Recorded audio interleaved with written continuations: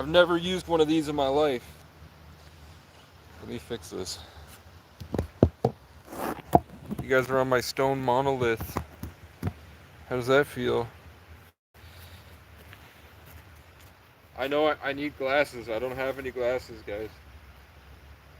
But I think that this does come apart, so potentially I could get a brush cutter attachment for it.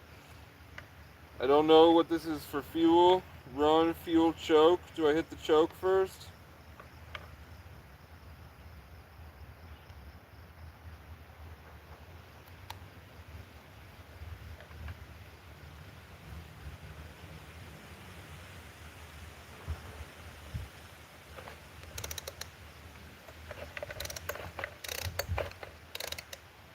Full choke.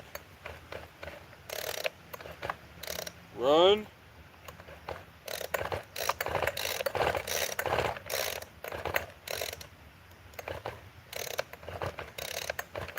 I don't know how this works, man. Anyone know how a weed whacker works? What camper is this? A happy one.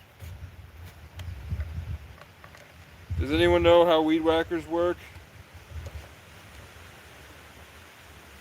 Oh, there's no gasoline in here. They said it takes 1 pint. I know where the guy lives. I can always just go back and oh, there's instructions. Slowly press the primer bulb 6 times. Can anyone tell me where the primer bulb is? Can one of you geniuses let me know what a primer bulb is? I have to press the primer bulb 6 times. I don't see any lights on this. Primer bulb? Is that this thing that says hold right here with the stop sign? Squeeze throttle trigger fully and pull starter handle sharply until engine attempts to run. Set to half choke.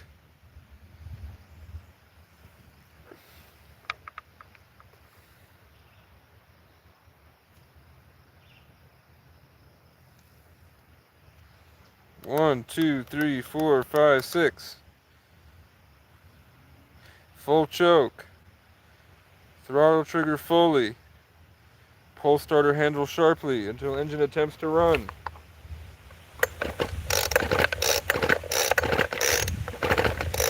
It'd probably do better if I had any oil in it, but there's none. So that's a dud for right now. Right meow.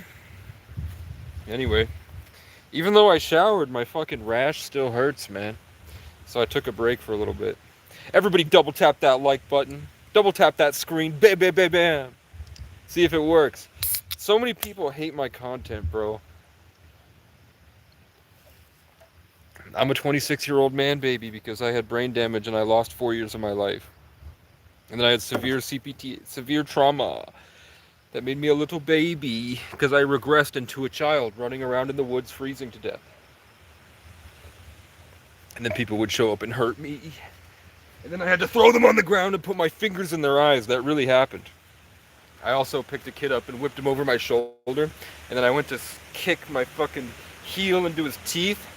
And then somebody tackled me. And then he came back the next day and threw a chair through my window and got arrested.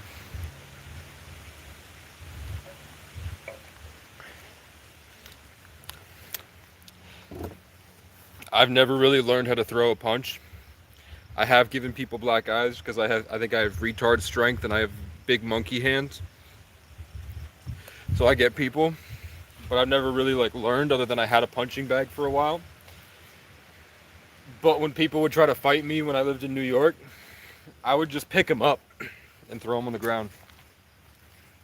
Because then when they try to get up, you grab their ankles and you hold them like a baby, and they go, let me up, and I'm like, you want me to kick you? Because I wore Tim's. Yeah. Let's try. What would you do with this? Y'all got any architects in the biz? What should I do with this? I'm thinking of. Y'all ever seen an octagon but with 13 sides, a tridecagon? So it has 2 flat on the back and then a point in the front. That's 13 sides. When I look at it, it just feels complete. I feel good when I look at tridecahedrons. So I'm thinking of making this a tridecahedron, and I don't know where I'd like the point to face. Probably this way, facing out.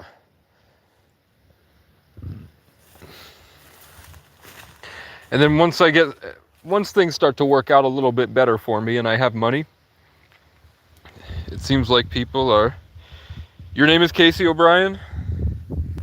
You know why you found my live stream? Because I have a separate channel and I was looking up Casey O'Brien and I was clicking my channel and I was clicking tons of other Casey O'Briens.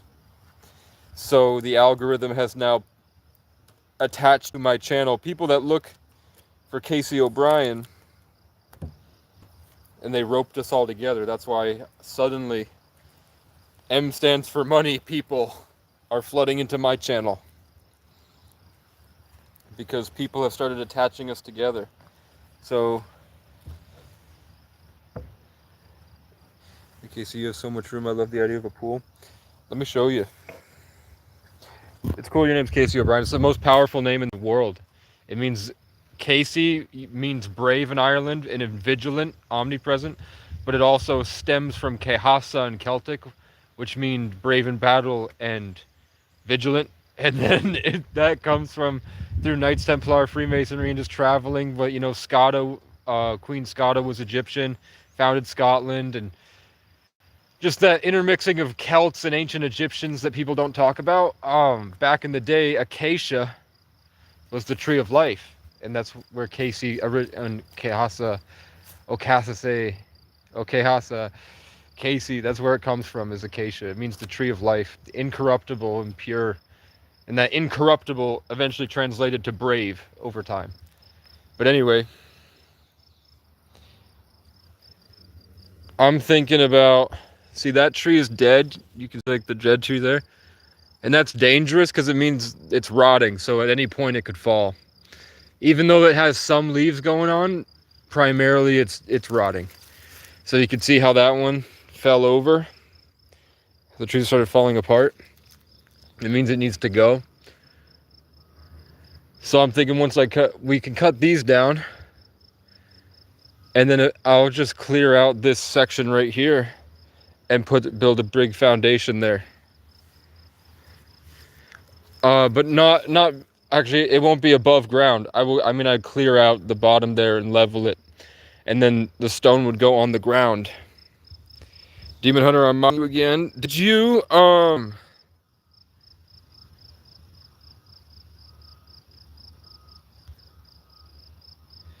send Shea Pila a care package? I'm talking about how eventually I'm going to get a brush cutter this week, and I'm going to cut down all this. And then I'm going to try to get a chainsaw. I have a guy that's willing to give me a chainsaw. And then I'm going to chop this tree up into planks. Like dead planks. So one platform will be made of this kind of deadish wood that nobody uses, like those two.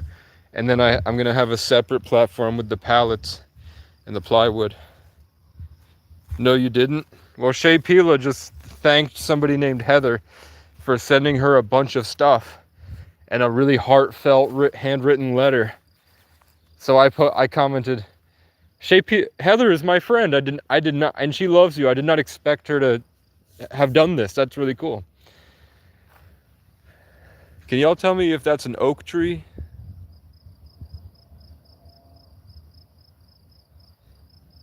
You love my eye? What? Oh, I know what you mean. Celtic eye for the ancient guy.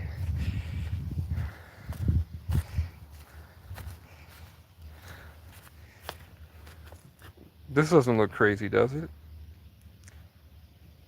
It's completely normal, right? But yeah, I'm gonna cut that out and then get it just back to that hillside there. And then I'm gonna layer stones, make it stone back there, so that people can sit in the woods and eventually try to reroute a stream up there to come here and then follow the river back down that way so that it comes through a waterfall when it rains. And then this is the only working pump that actually has water full time. So eventually I'd like to figure out how to use solar to retrieve the water from this pump. And then I could do a shower. What up, Haley?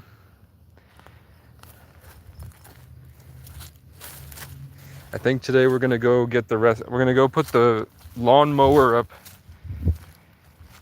We're gonna bring the lawnmower up here and use it and get all this. And then I'm gonna get the other half of this chair. And I'm gonna try to find my poop shovels. The mystery of the missing poop shovel. Instead of getting a charcoal grill. There's a grill down there. There's a propane grill. Do I want to explain? I don't feel motivated at all to tell any stories or go into vivid detail about metaphysical functionalities. I kind of don't care anymore. I do care, however, about cleaning out this fucking mess, bro. Holy shit. But I have pain.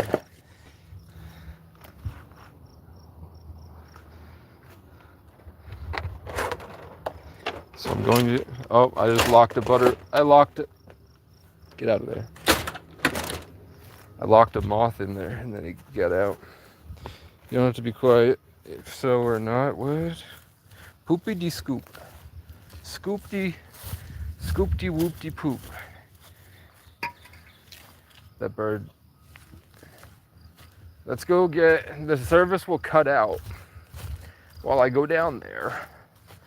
But I'm going to get the lawnmower and the poop shovel. If I can find it. It should be up here. I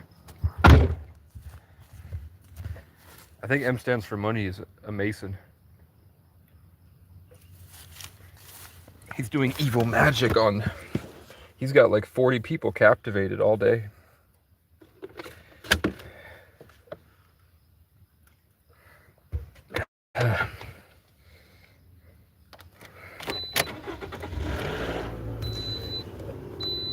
Any of you guys live in New England?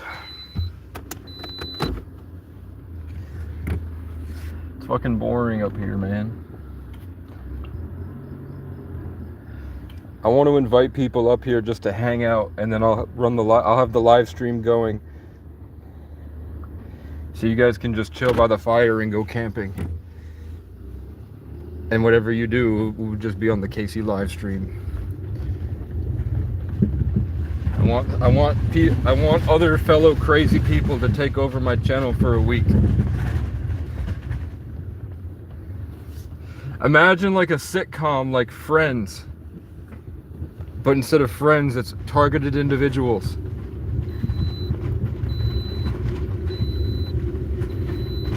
You know what I'm saying?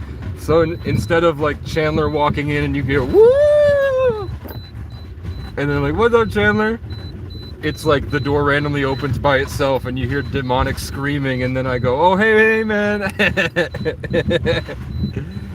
And all you hear like crows in the background screaming at whenever Casey walks in.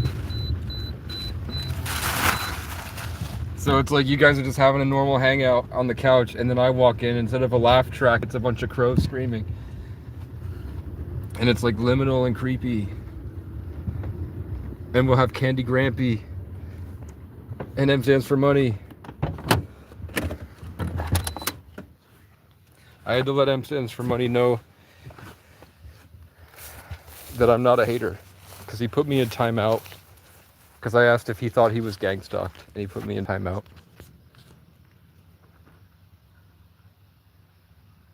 Bro, let's do a camp session. Let's all go to Colorado for a week. Tomorrow I will be cleaning all this shit. Because tonight I'm going to go to the gym and take a shower again. because I think it's the nicotine I'm processing because I've cut back on the vape or something. It hurts. My whole body's got a rash, man. It's weird. I don't think I went into poison ivy or anything. It's not sweat because I just showered, but it's something. Not the sound. Well, I'll be so chill.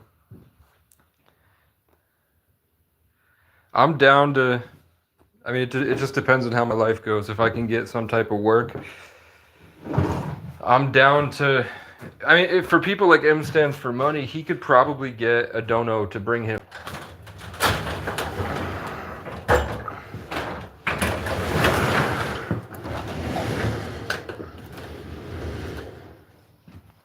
Yeah.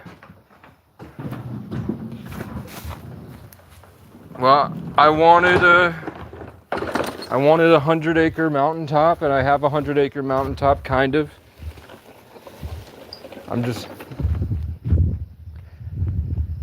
I don't know. It's so hard. Every Christian I meet, the longer we talk, the more I realize they're like spiritual sexual predators.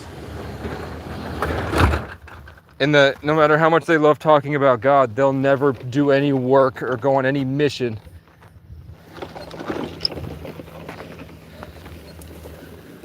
Like even the guy last that helped me find God, and I fucking found him. And it was amazing. The only thing he was interested in is stuff he needed help with. Like God was literally in the room and he could see it, and he was saying that he was seeing it. He could literally see it. Like me. And then God says, you know, you have to mobilize because there's a big mission around this property. So I say that to him, and he just completely tunes out like NPC. He does not give a fuck anymore. And I was like, what the hell? You can't shut down right before the finish line, man. Your mission is to mow. Right now it is. My mission is to mow and then hit the gym tonight and then take a shower and then come back, and tomorrow I have to haul a bunch of rocks. And then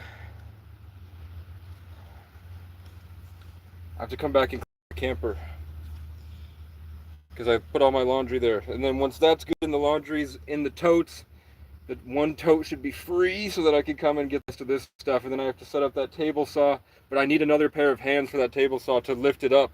I can walk it like this.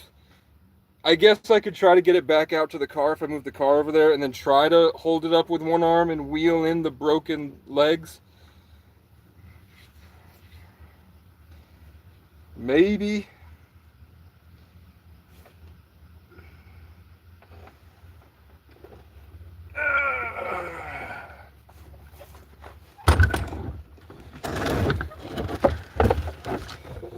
Okay.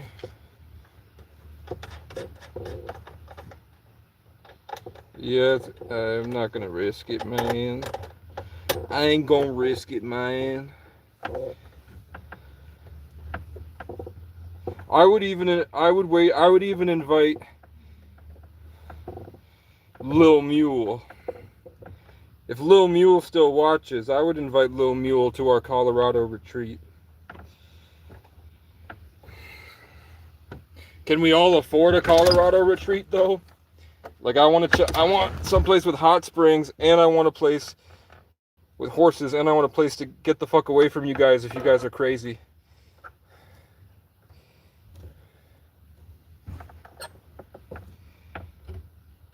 Like if I go there and you guys are nuts and there's too many people, because there would be if I started a retreat, there would be like 6 other people there just in a room by themselves just to talk shit about us. Like they would be Statler and Waldorf up in the rafters talking shit. And we'd hear like weird snickers coming from the attic at night, and they're just going on about shit we said while we were hanging out at the hot springs.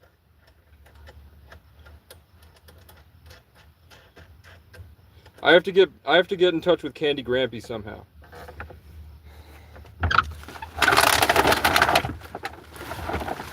I think she's funny.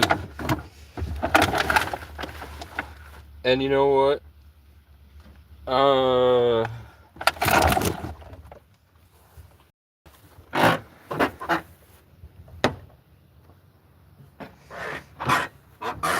Bruh, I'm just gonna hold the... You've never been to Hot Springs? Me neither. I've taken Greyhounds across the country twice. And other than that, I've never really gone anywhere other than just around New England. I went on 2 dates to Boston, and then I went to Boston and spent the night in a hostel. Casey meet and greet. They'll probably shoot me, man. They'd assassinate me.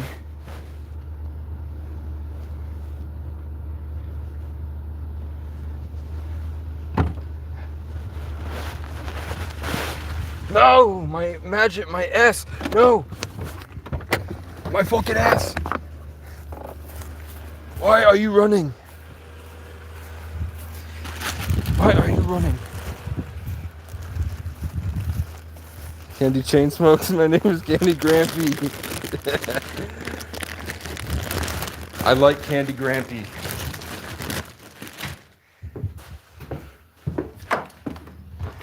People shit on YouTubers' behavior, but then if you look at the way that their audience treats them, I couldn't really think of a better way for them to act.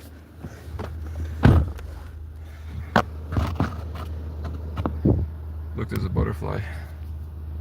Candy Gramp? That's not Candy Grampy. Where'd it go? Oh, it's right there. Candy Grampy. Shut up! Oh my god, I pissed the crow off. I made the crow mad. Does Candy Grampy ever talk about the crows? Do the crows bother Candy Grampy, or is she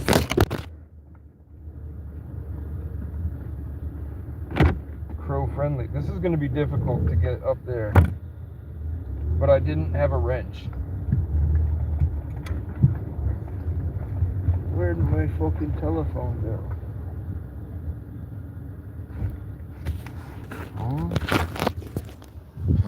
It's gonna fall. Candy Grampy. If I just keep saying Candy Grampy, they show up. Candy Grampy, Candy Grampy, Candy Grampy, Candy Grampy.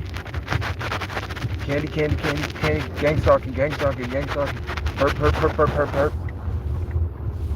I'm inviting Candy Grampy to my 100 acres to escape the Matrix. As long as I am allowed to be here, you are also allowed to be here. We are helping people we are eventually going to be helping people that are surviving sex trafficking. I met with the FBI to discuss it.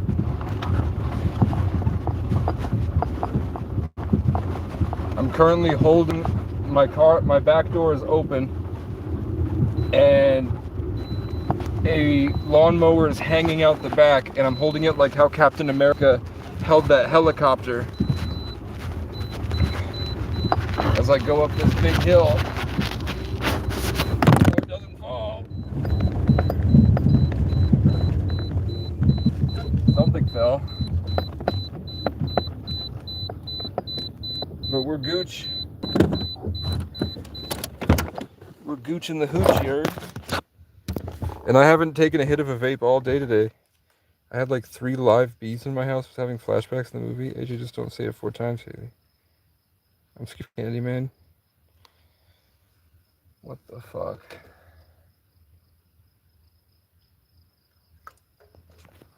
I don't know, I'm bored. I'm down to go to a retreat with you guys.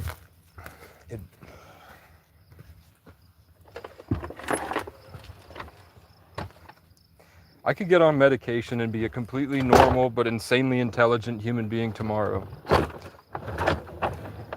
And by insanely intelligent, I think I'd just be normal.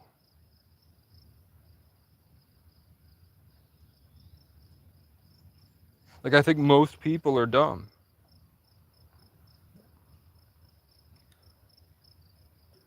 No,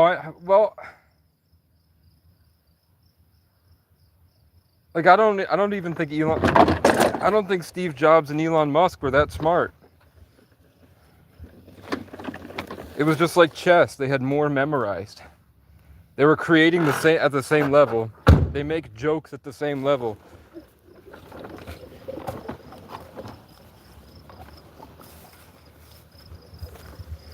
Like from what I could tell, most people just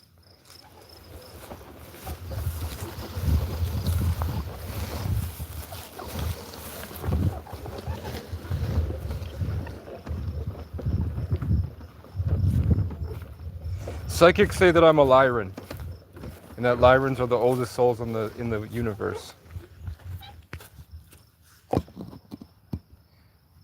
I'm looking for something in people that I see as relatively intelligent, and I don't really see much other than they just have an opening to think about more stuff.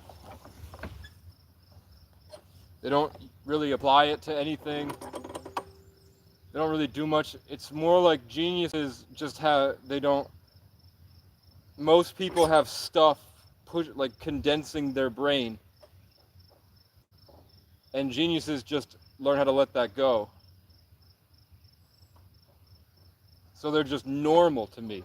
They don't seem like they have anything really special about them.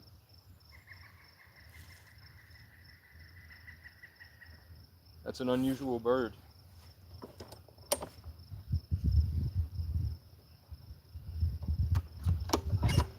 Am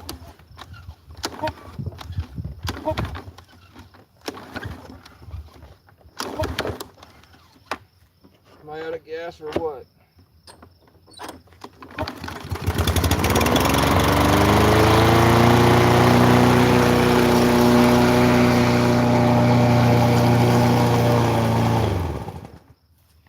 Now that I know that it works.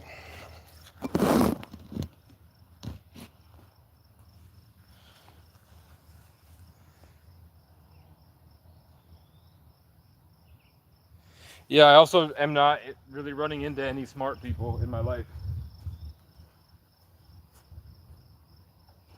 But in school, the geniuses were just people that were they just had less mental illness. It wasn't really a genius thing to them.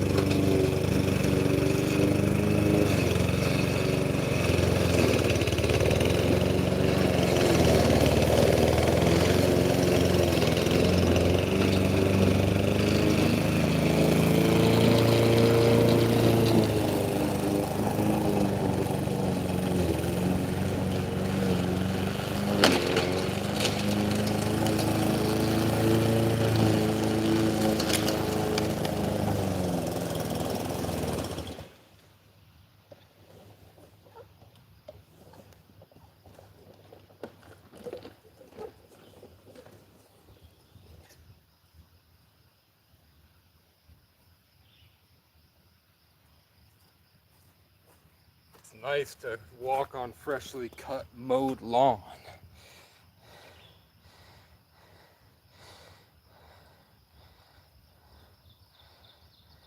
Yeah, quantum tunneling has infiltrated relationships at this point.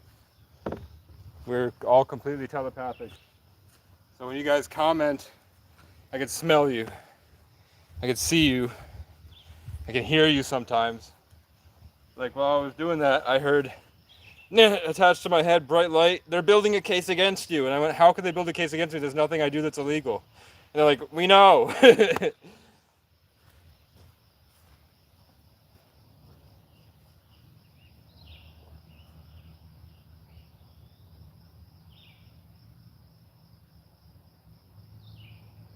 Where's my mango drink?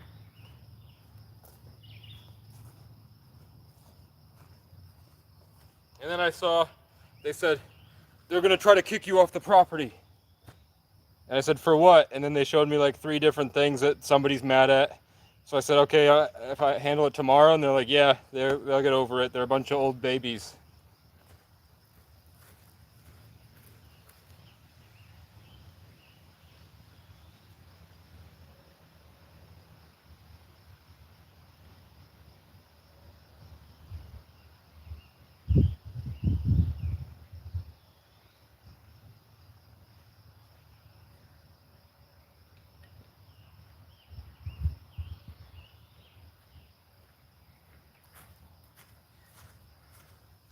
So when you smell the cigarette smoke in your house, it's people that have created attachments to you.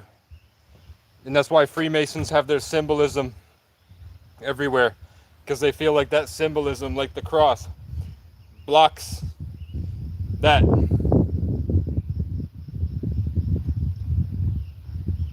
Which is, I think, why my brain keeps going for 4 years now. They need to build a retaining wall.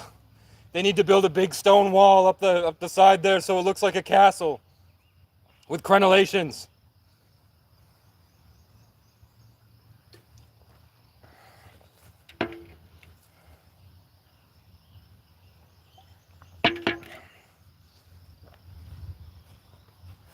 Look how nice it is.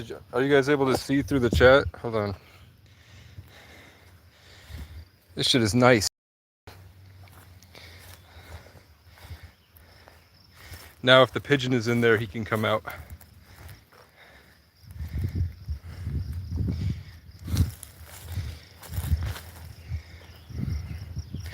And then I'll just deal with this shit tomorrow. I'll go to the dump run. I'm pretty sure my pigeon is down here, hiding in there somewhere.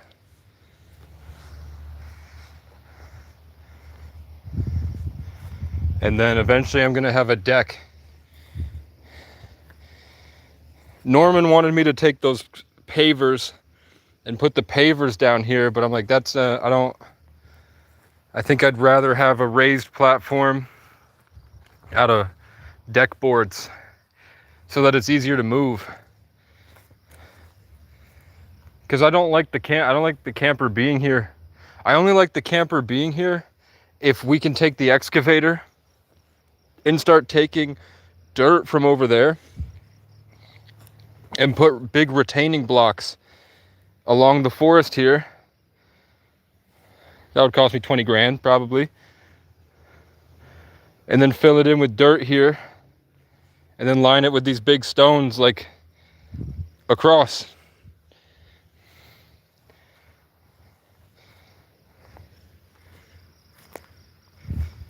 That way there's actually some form of a porch here. And then they said that I want to move this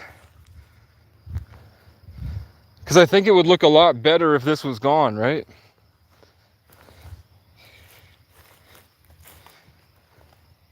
So there's actually stuff here. And then I think I just want to add just a small Amish cabin right here. And then I would put a movable camper that's easier to bring up. And then I would just have like a parking space in the hayfield for multiple campers, so that as people come and go, we can just go pick up the campers and bring as many as we need. Put gravel along the dirt road that I come up. All this is going to be used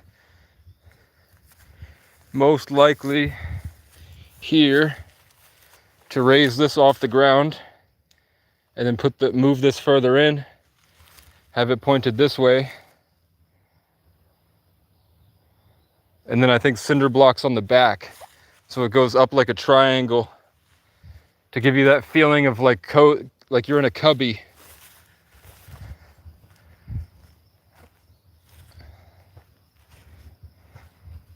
And then here I was gonna do a fire pit.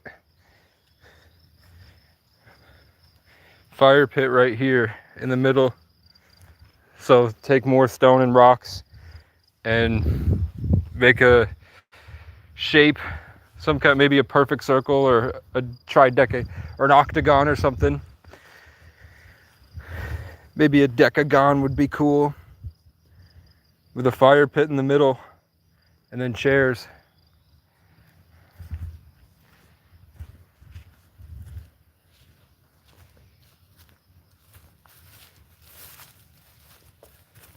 It took me 3 trips to get all this.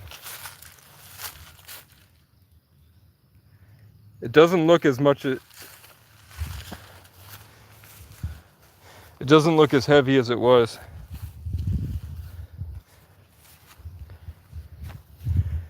And then I was thinking of putting my quilted cabin tent as a second floor up there. Let's crawl up it. What's my charge at? 22? I have to move this anyway for the mow.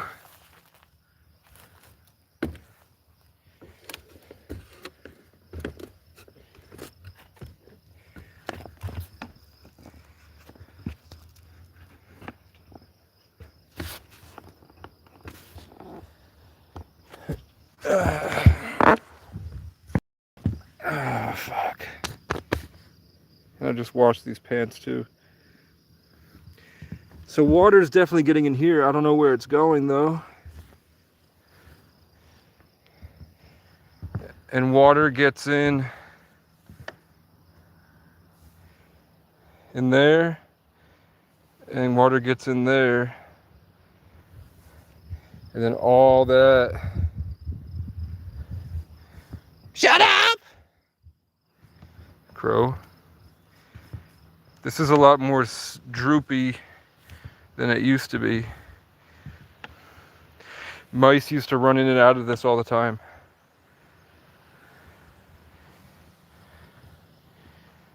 So I don't know how to cover it. I don't know what I should do. If I should just put another layer of roof over the whole thing. Like take roof pitch and just like really seal over the top of that.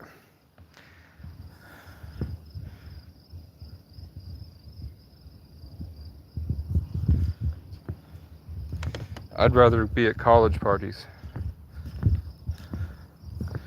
But my brain didn't work well.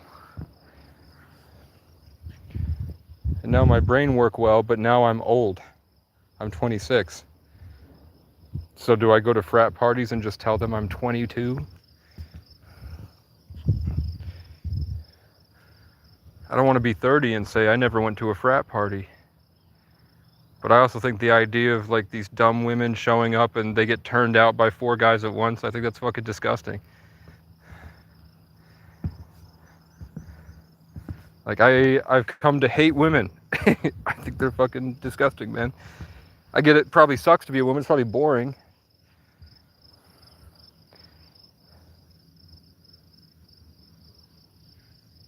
And I've watched The Legend of Korra twice now. I watched it first as myself, and then I watched it back again thinking about its influence on children. And I realized that girls were, like I was able to see how girls were acting in my childhood was completely influenced by by the female characters in the shows that we grew up watching. Because I didn't pay attention to the women characters in terms of like influencing my behavior at all. I look towards the male protagonists as role models. I didn't give women much thought, other than I wish I had a Katara in my life that cared about me.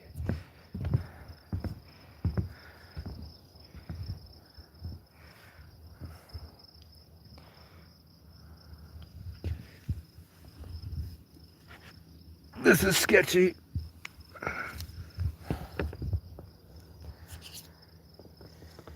Pray for me, Candy. Candy Grampy, please.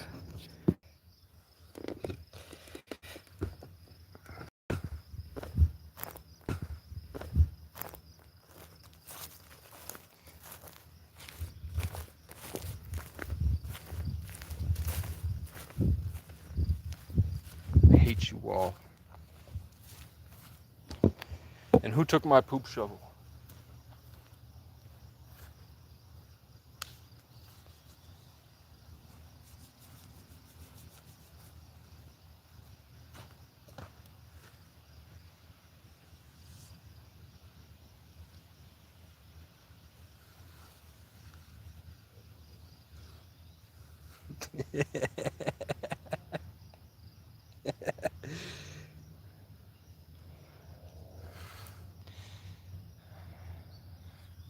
Candy Grampy.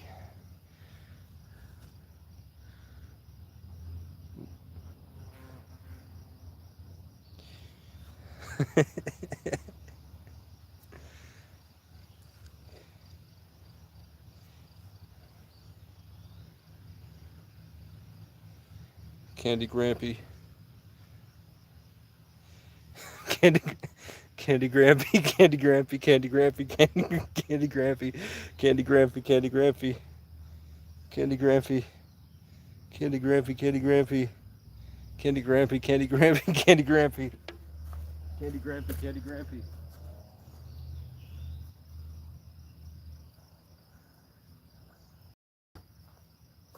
It's not blackface, it's crowface. Candy Grampy, Candy Grampy, Candy Grampy, Candy Grampy, Candy Grampy, Candy Grampy, Candy Grampy, Candy Grampy, Candy Grampy, Candy Grampy, Candy Grampy, Candy Grampy, Candy Grampy, Candy Grampy, Candy Grampy, Candy Grampy.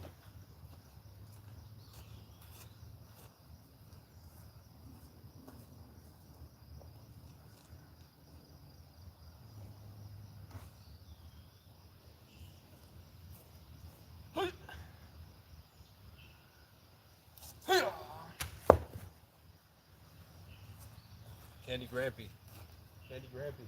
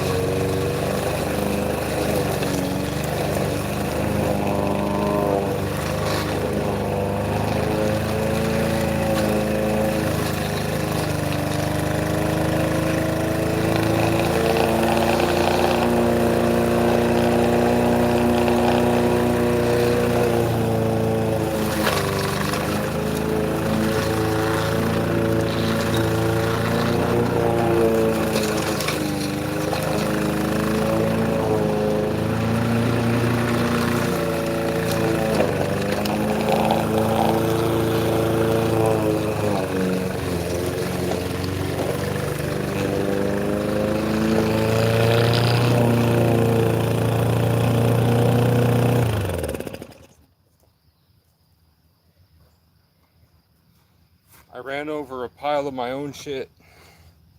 And now it smells everywhere. But that's okay, because it's natural. Candy. Candy Grampy. Jimmy Carr. Jimmy Carr. Mr. Beast. Mr. Beast. Mr. Beast. Mr. Beast, help me build this monastery to save homeless people.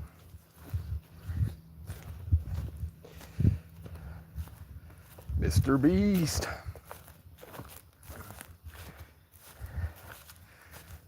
Your video could be giving Casey his life back.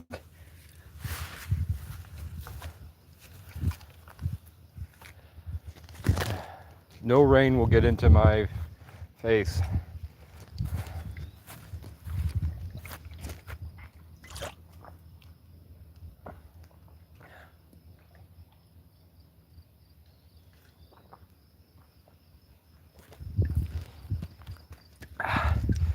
The vapes have worn the enamel down on my teeth. So now it stings when I drink quickly. Everywhere, on every tooth. I'm fucked.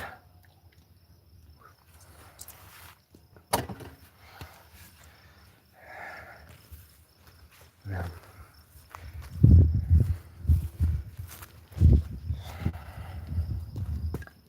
Shea Pila. No. Pila should come here. Hawaii gets hit by floods and terrible shit all the time. And Shea Pila does not live on her own. She lives with like 20 other people on 2 acres. I don't even want to go back into the camper.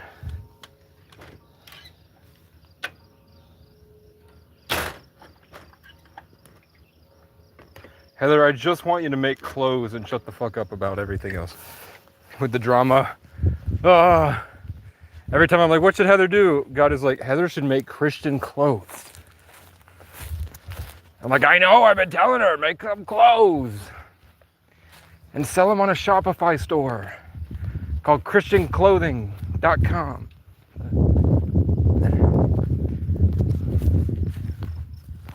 Christ clothes, kingdom clothes. Kingdom clothes. It's a t-shirt like I'm wearing like this. Where can I put you? So embroidered in red, big fat letters on your back, Jesus got my back. And then on the red, it's like more bubbly, bigger, so that inside that's the border, white lettering that looks like official and royal and stuff, but like not too designy, you know, like it's very kind of simple. Jesus got my back inside that.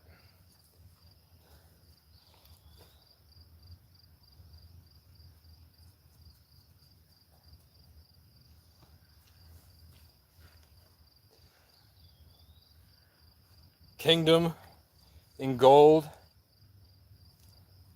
clothes in white with a green underline, like it's like bubble, but instead of completely surrounding the letters, it's just right under the letters. Clothes, so the border's like just under it instead of around the whole thing, like a shadow of dark green. And then on the back could be like a giant, even just a picture of the glowing cross would be really cool. Just a picture of the hillside with the glowing cross on it on the back. Maybe even like a patch with a shield on it. And on the shield has like a psalm or something. I think that's part of why you get panic attacks, Heather, is that there's stuff in the Bible that's supposed to be helping you because you're so God-oriented and religious and that's all you talk about. I think there's something in the Bible. Those things that help you are the things that you should be putting on the clothes. So people will read it when you walk around, and when people go into gas stations and people are standing behind them can read it. That's how you get the influence to the community. You know what I'm saying?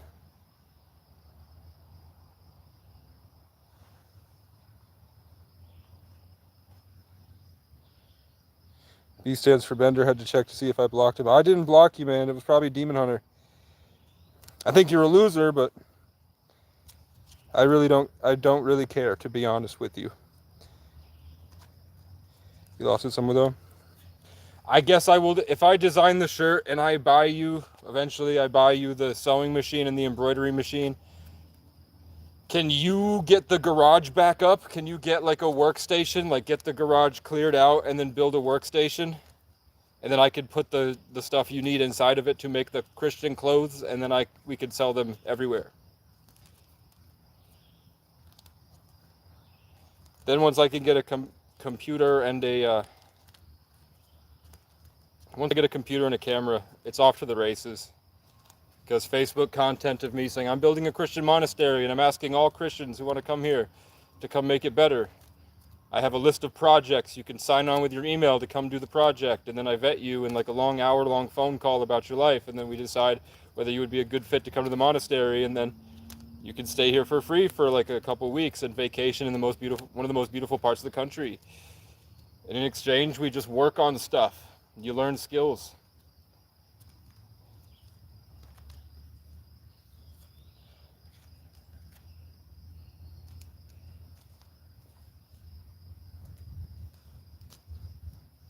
Candy Grampy. Let's summon Candy, all right? Everybody in the chat, think about Candy Grampy. Candy Grampy, Candy Grampy, Candy Grampy. This isn't blackface, it's crowface. Candy Grampy, Candy Grampy, Candy Grampy, Candy Grampy. Candy Grampy, Candy Grampy, Candy Grampy, Candy Grampy, Candy Grampy, Candy Grampy, Candy Grampy, Candy Grampy. How do you feel about that? Put that in your pipe and smoke it. Candy Grampy. I love walking around my freshly mowed lawn. It's so nice. Candy Grampy, Candy Grampy. Candy Grampy, Candy Grampy, Candy Grampy, Candy Grampy, Candy Grampy. Candy Grampy, Candy Grampy. I just mowed my lawn. I'm inviting Candy Grampy to come. I have 100 acres you can stay on.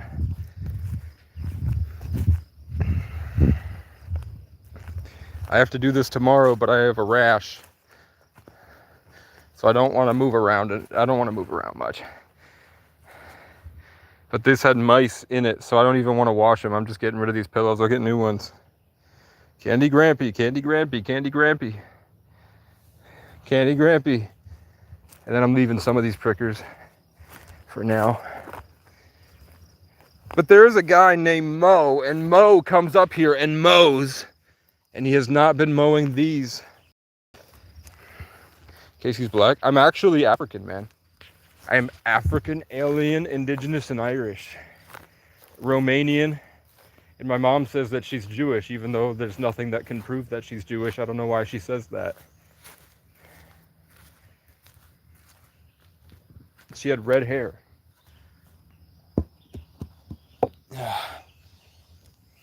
Candy Grampy, Candy Grampy. B stands for Bender. How come you don't have a Casey chat? You talk about me behind my back. I'm just not famous enough yet. I'm not a big enough channel for that. Night Panther. M stands for money's a weird dude, but I think he's pretty cool.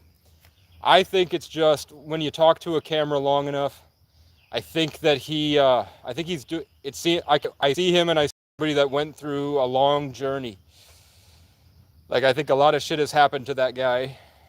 And I don't think he'd be somebody that steals from me, but I do think he might be a bit too far in his own reality. Like, it took me 3 months of resting here to come back to some sense of normalcy. I don't know if Matt really burned that cat. Did Matt burn a cat? Swear to God, Matt, M stands for money, burned his mom's cat. Or is that just like tall tales? Matt would steal from you, then help you look for it. I did. There's a potential for that. I don't know him that well. But there's also like fair game. You never give him anything to steal. He can't steal anything. You know what I'm saying? Like part of what this property is that people are going to come here and they're not going to be the greatest people. So I had a long conversation last night about that. Like, what if they don't deserve it? And I learned that you have to be stern and brave in your faith, and it needs to be unwavering so that no matter who comes here, you've got yourself handled so you can set an example, and it won't matter who comes here or what their character is. We don't leave anything for them to steal, and they can't steal anything. So maybe I might bring Candy Grampy and M stands for money and any other targeted individual that we can find. And then the video would be, I let 10 targeted individuals take care of a chicken coop by themselves for a week. And they live in like pods that have cameras, live streaming 24/7, so that we can gang stalkers show up. And then I dress up my friends like aliens. And then the aliens sit out in the woods at night. So they're all on their individual perspective live streams talking to their chat. And then we have like dun, dun, dun, and they look out and shine the light, and it's a full-on alien. But I have a feeling these targeted individuals would sniff out the bullshit like that, because they've been dealing with it for months. They'd be like, nope, that's a guy in a suit. What are you doing, perp?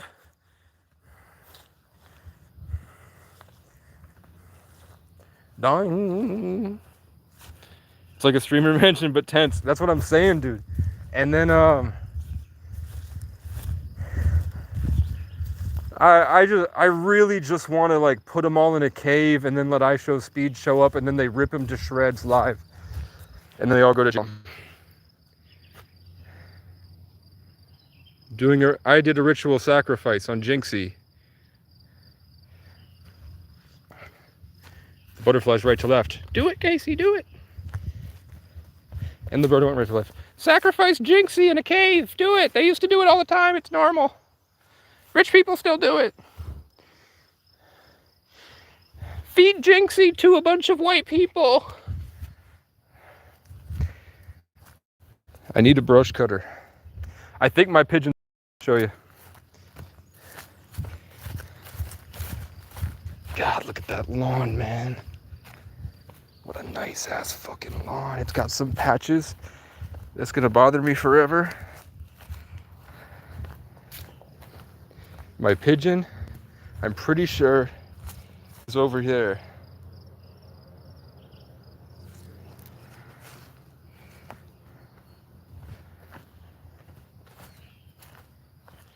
Niggas really hating. This could go bad.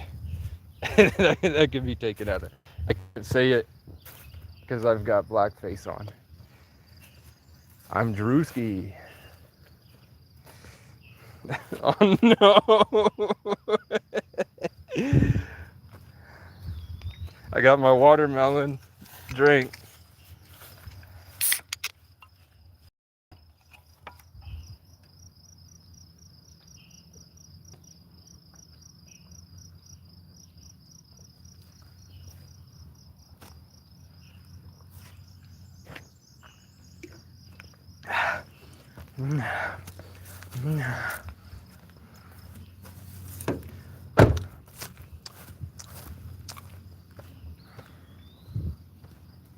B stands for Bender.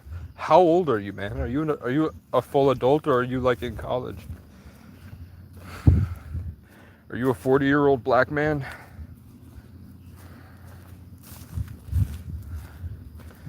There were 2 other channels, and then I found yours, but yours had the most inbred retard lemming cave monkeys. Yours had the dumbest people. So I didn't even watch the video. I just saw the comments. Then later, I went back and saw it, and it was pretty funny. He put the Granny soundtrack to me keep holding the pigeon hostage and saying, "You're never getting out. I'm the only one who will take care of you, little bird. You're mine now. Do you understand?" And a bunch of unfunny, fat, old losers were talking shit. Like, don't you know that I literally reincarnated? I incarnated on this planet as an ancient being.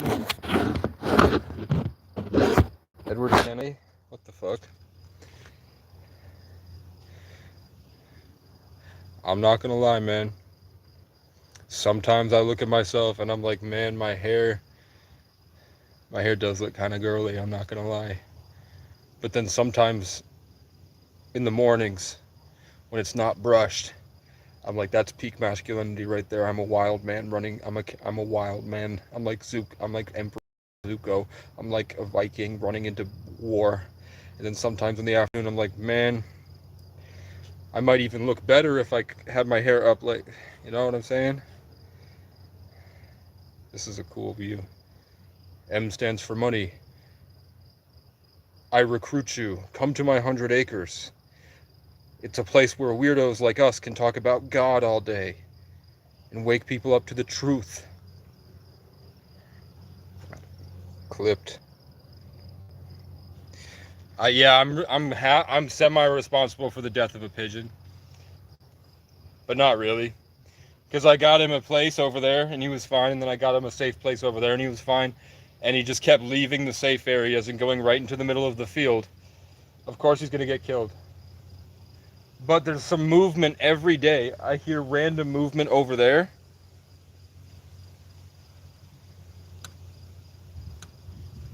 But I also did see a hawk yesterday fly over. But like, what's around at 6 a.m.? Because he died in the early morning. Matt is into demons. Yeah, he wears the Mason ring. That's not good.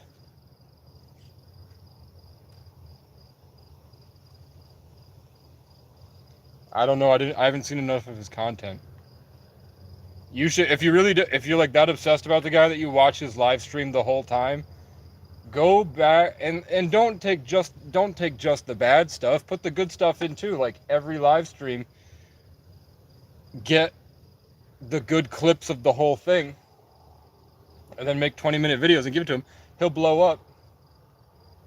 And then eventually he'll fuck himself over. If he's really a bad person, he's really doing this. If he gets more subs because you're making videos for him.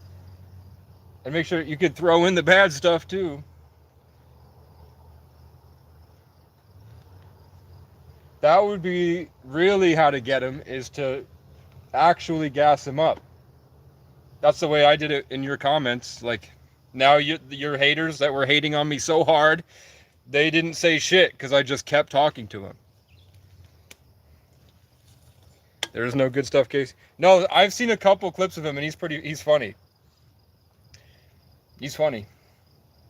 Even if he doesn't realize he's funny, like me. Like, when I get some type of sanity, I'll go back to, there was a video where, right when I picked all the feathers off the crow's body, and then I went and brought, and the fox was yelling at me, and then I walked up to record the fox, and the fox ran away. And I really, honest to God, believe that the fox didn't connect to me spiritually because you guys were watching. I legitimately blamed Westy and Boone, who were on the Discord call. I legitimately blamed them for why that random fox wouldn't keep screaming at me.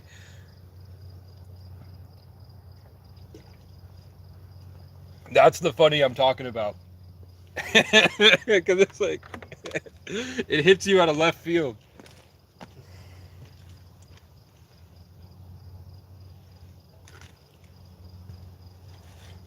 This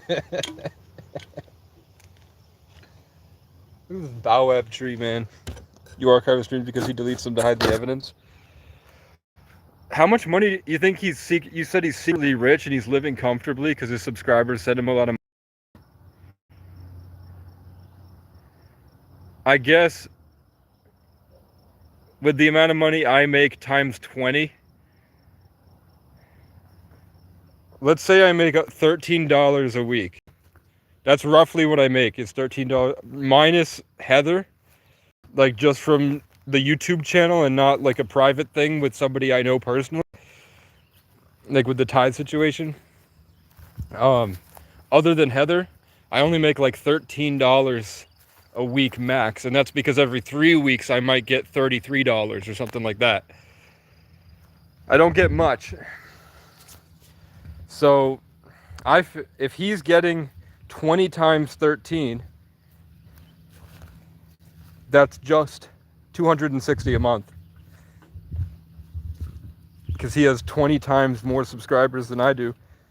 Like, there's 4 people watching. On him, there's about 80 people watching at once.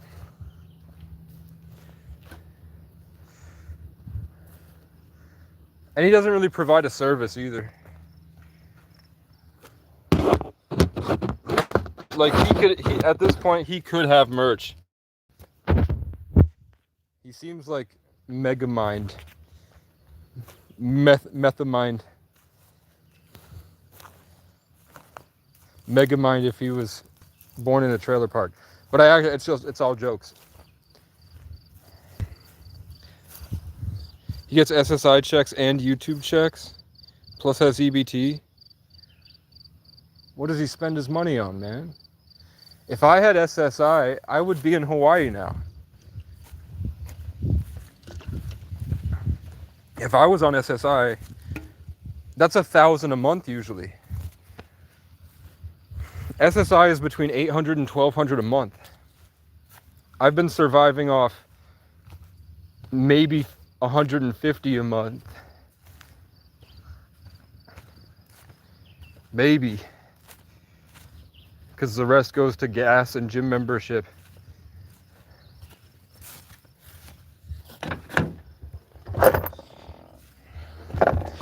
That $150 a month I usually spend on Marketplace.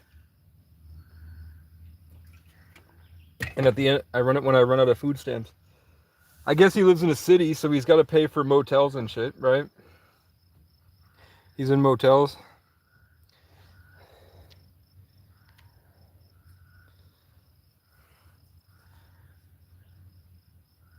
Well, I invited him to come here. Maybe we can set Matt straight. He said he'll seriously consider it. And he could buy... Oh, the bird went left to right. The bird says no. And the crow... You hear the crow went off when I said it?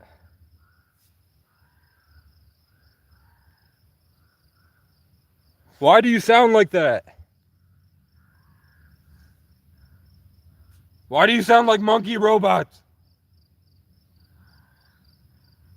You sound like frogs. Ah! Ah! Ah! Ah! Ah! Ah! Ah!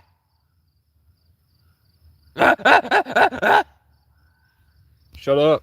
God, leave me alone. Come on, you dumb bird. The crows hate him. There's no meth on the farm. Free housing. He gets motel voucher for the month. He's in a motel.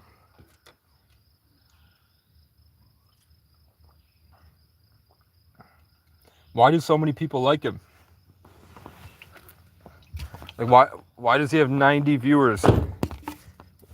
What does he do that has garnered so much attention?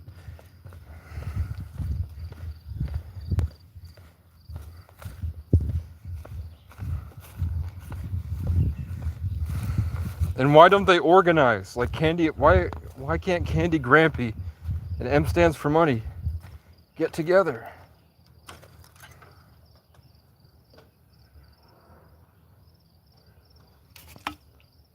People hate watch him.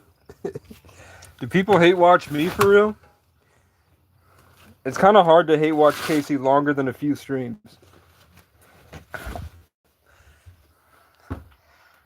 Because what was I supposed to do? I went and showed you me getting jobs. I went and showed you me looking for employment, man. What more did you want? The only reason I didn't do push-ups was because I had the shoulder injury. Or else I would have been doing push-ups. I heard you get kind of preachy. I do get kind of preachy. But what else am I supposed to do? Okay. We're going back outside with my drink, with this, and we're going to grab my guitar. I have my vape, which I don't really like.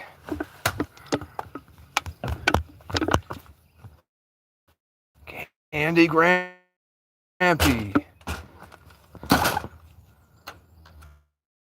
Doesn't have a car to eat up all his money.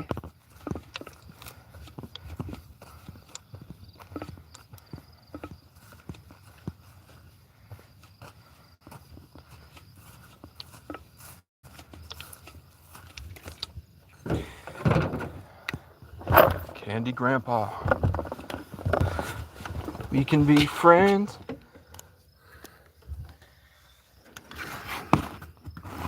Okay, I'll turn the camera off.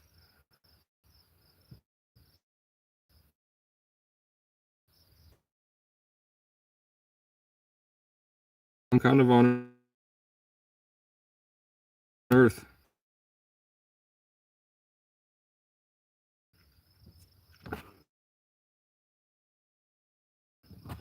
People need people to talk about God for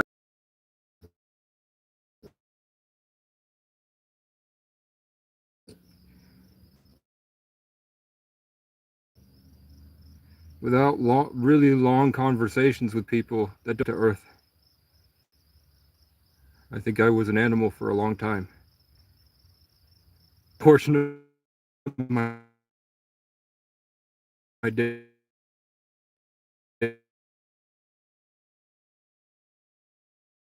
was screaming for against just bite.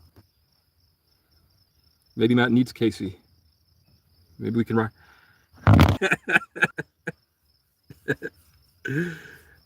Come on, man. It's green. Why is it green now? Green. Do my jaw stretches so I can mog you. I need. If I ain't mogging, I ain't nothing. Did I mog you? I'm faking. If you don't leave me alone. If you don't leave me alone. But I won't. I'm lying to him. Don't tell him. But I won't. I'm lying to him. Don't tell him. Don't tell him. And my tuner is in the car somewhere. It's not a good feeling. It's anxiety. But that made the... Because they're black birds. It's because they sit in the tree. Because that's how white people treat me in the comment section. M stands for money content. Because you want some of that money. You're trying to get M stands for money haters to donate to you instead. B for...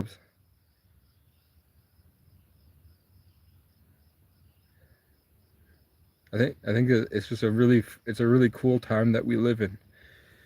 Groups of people on, a lot of people work out their mental illness, and they tend to things almost encourages that everybody trap themselves in depression. And when they trap themselves in depression, like when I was being really out there in the cold, the only thing that helped was to lay there and then walk around in circles a little bit and go like this, trying to raise my vibration all the way up. Awake, because that was the best way to keep the good feeling, because in the morning the crows would be triggered by it and they would come take it. If I'm depressed in the morning and I feel like I'm empty inside and lifeless, the crows did not bother me. And that's why but if I was feeling good, creative, at peace. The crows didn't like it. So then I would see hours before the crows came back in the afternoon around 5 to go back to the nest.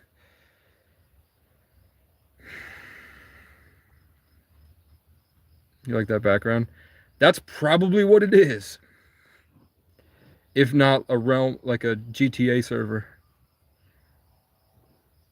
I just got a little bit of sunlight. I went like this when I punctuated my sentence, which pulled some energy towards me, and the crow went off. Because that crow was sitting over there completely.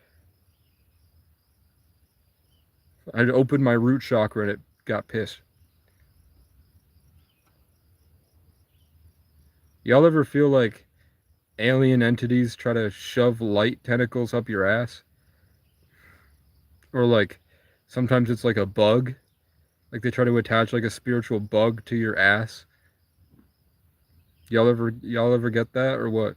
Y'all ever get like alien bugs trying to infest you when you close your eyes at night? Every time I'm done with church and I feel like I have peace of mind and clarity and I go back and sit alone, it feels like alien bugs dig in and try to eat me. And that could be ants that on my balls because I saw what looked like a demon sucking the life out of me. And then I looked at what the tick's mouth looked like, and that's what it looked like. It was a tick. It wasn't an alien. I saw it.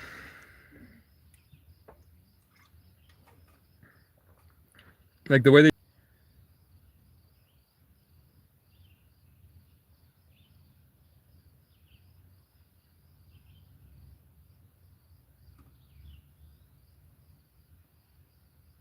You guys able to hear that I looked over and lifted the energy up and the crows went off? Or are they too far away?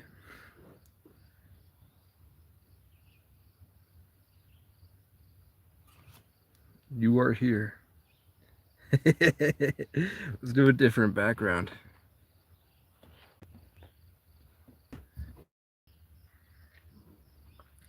Mommy made me mash my M&Ms. Yes, yeah.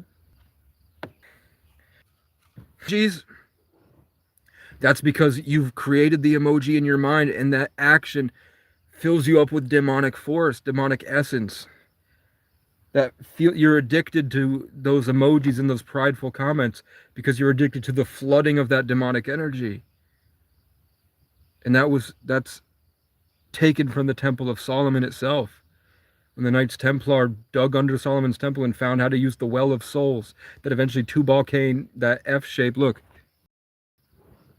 That's the Tubal Cain for harvesting souls. It's literally designed to steal the energy of children. So when you look at it, that's why all of you are so reactionary and trapped in craziness. It's because it's designed to keep you in a reactive state so you're pumping out emotional wealth that they're harvesting. Quantum, man.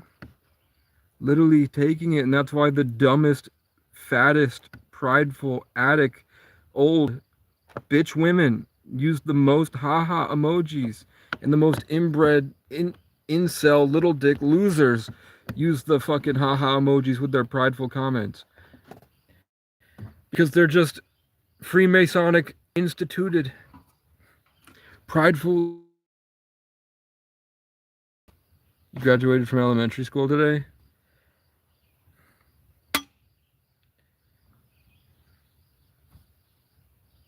I graduated from Maugre U.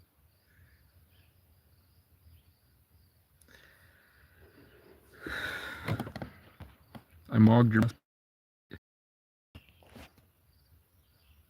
You want a picture of me crying? Here. This is me saying, "You guys are supposed to help me. Why don't you help me? You hurt me."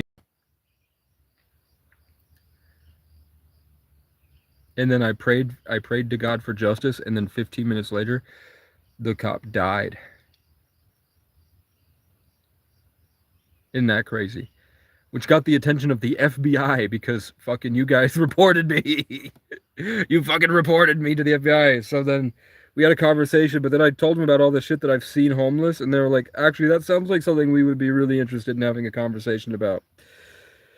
So then when they showed up, Instead of telling them about sex trafficking, I told them the Casey story, and they listened for 2 hours and they didn't believe a word I said. And then a butterfly flew out and flew around one of the agent's heads, then flew right to the other agent, flew around his head, and then flew away. And then the birds all went. Every time that I showed them, I could do this and make the bird go off.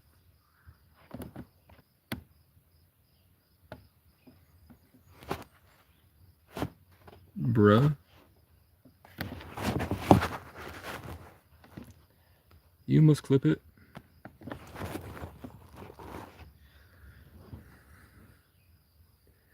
Should I shave this?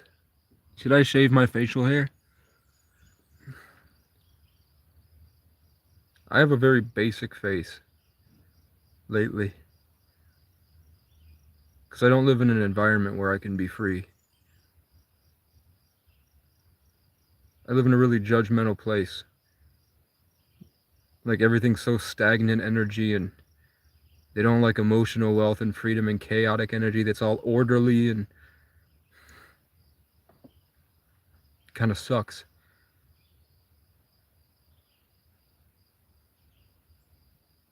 People don't really have emotional wealth here.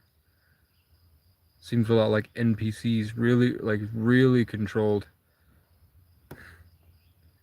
And then they smoke a shit ton of cigarettes, they get drunk, and then they get in the car, and then they go,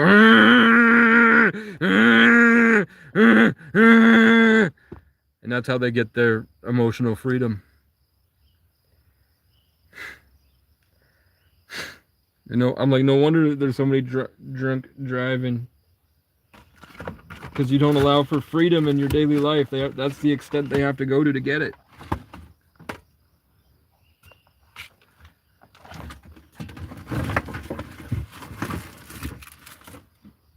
People are just afraid to have fun, I think.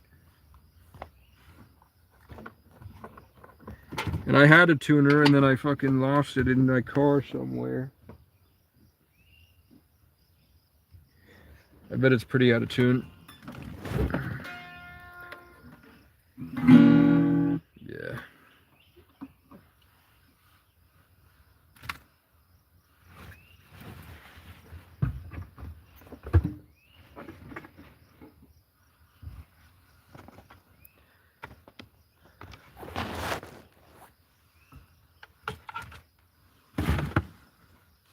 Unalog's peanuts, I'm just gonna throw them out. Maybe I'll grow a peanut tree.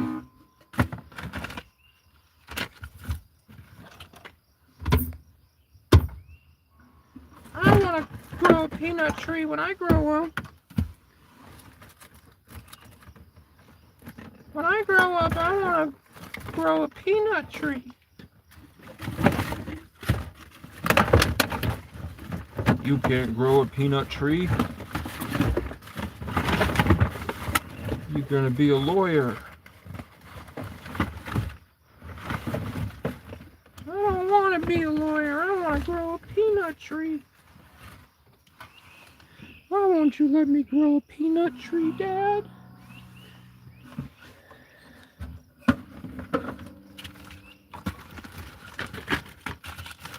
Why is my mom also my aunt?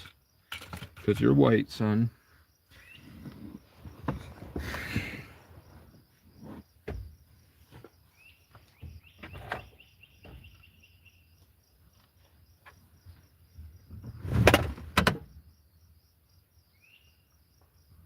Niggas would rather be inbred than unemployed.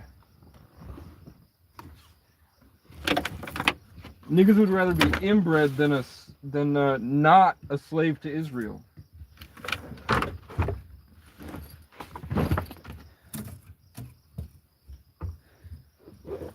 What did you do with my tuner, man? Please, please give me my tuner. Please, please. I can't find it anywhere. I can't find it anywhere. Please. What the fuck? Where the fuck is it, man? Does this vape have any juice in it? Yeah.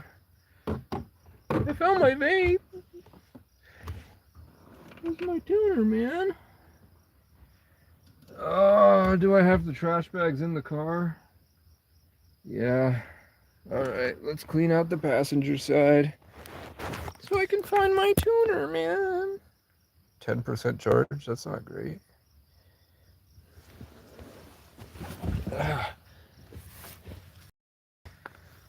I wanted to do this a week ago, so we're gonna clean up the passenger side.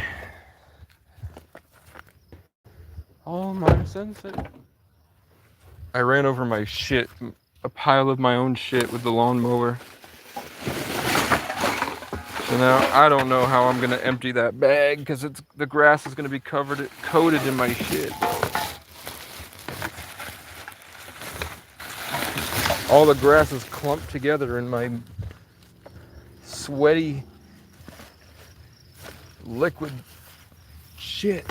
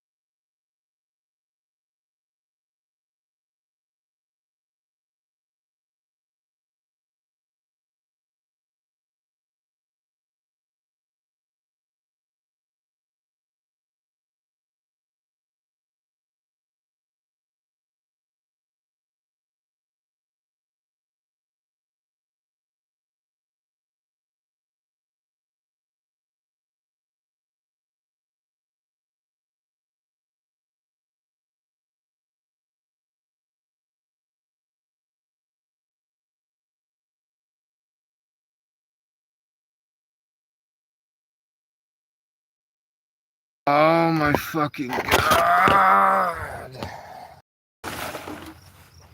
I hate this. Okay.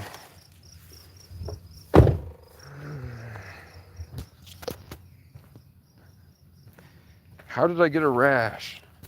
I shower every day. It has to be that I cut out most of my nicotine. I have to be sweating out the toxins or something.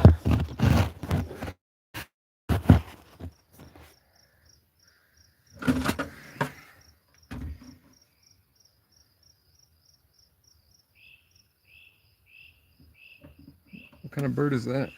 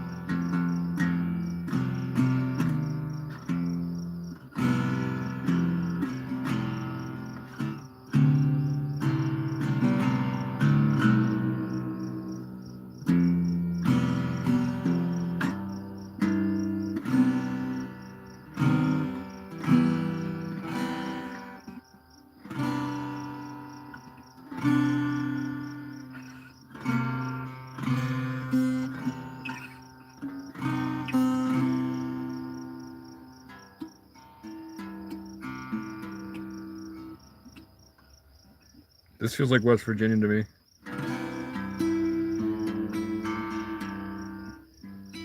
This tuning feels like West Virginia.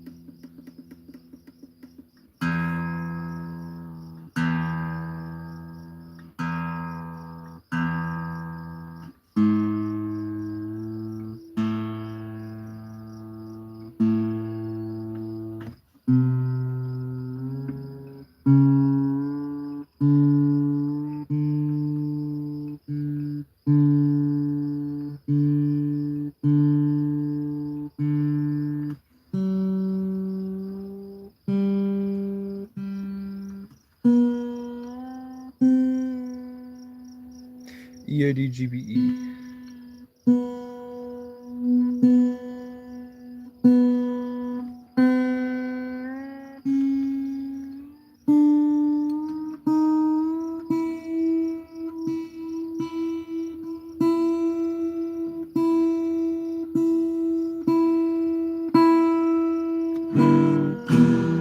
Nope, it's already out of tune. Fuck these old guitars, man. Where's my...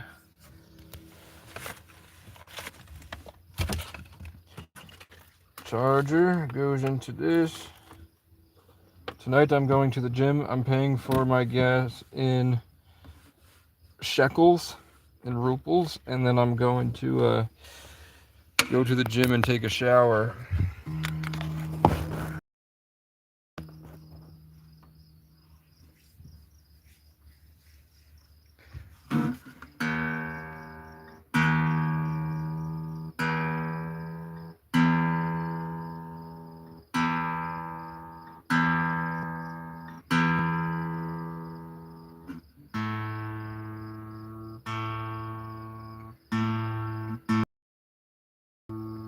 Do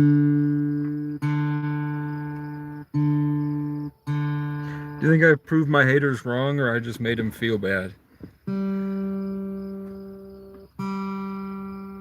Where'd they all go?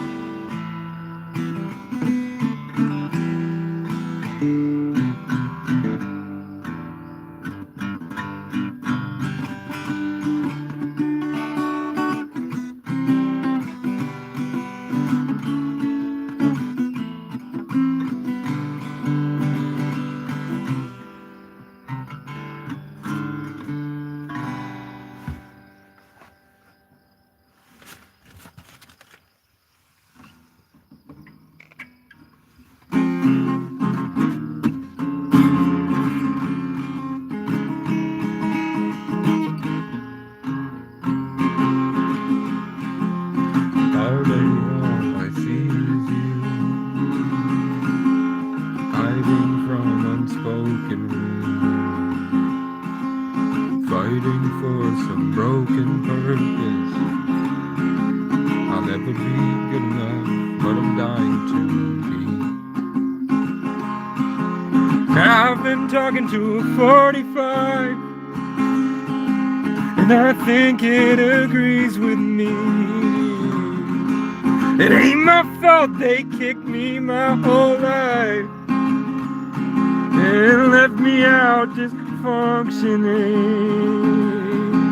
And I wish you would call me back so I can hear you hide the truth.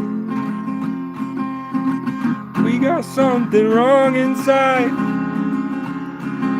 and that's why I'm in love with you. I can't save you, no matter how hard I try. We're out of time. Too many burnt pages of the stories we'd hide inside. And I can't change you, no matter how far we drive.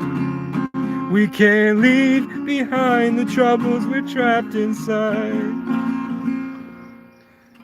You were my whole way of life, the new world, Bonnie and Clyde. Ain't no one could stop us if they tried. I protect my cabin with railroad spikes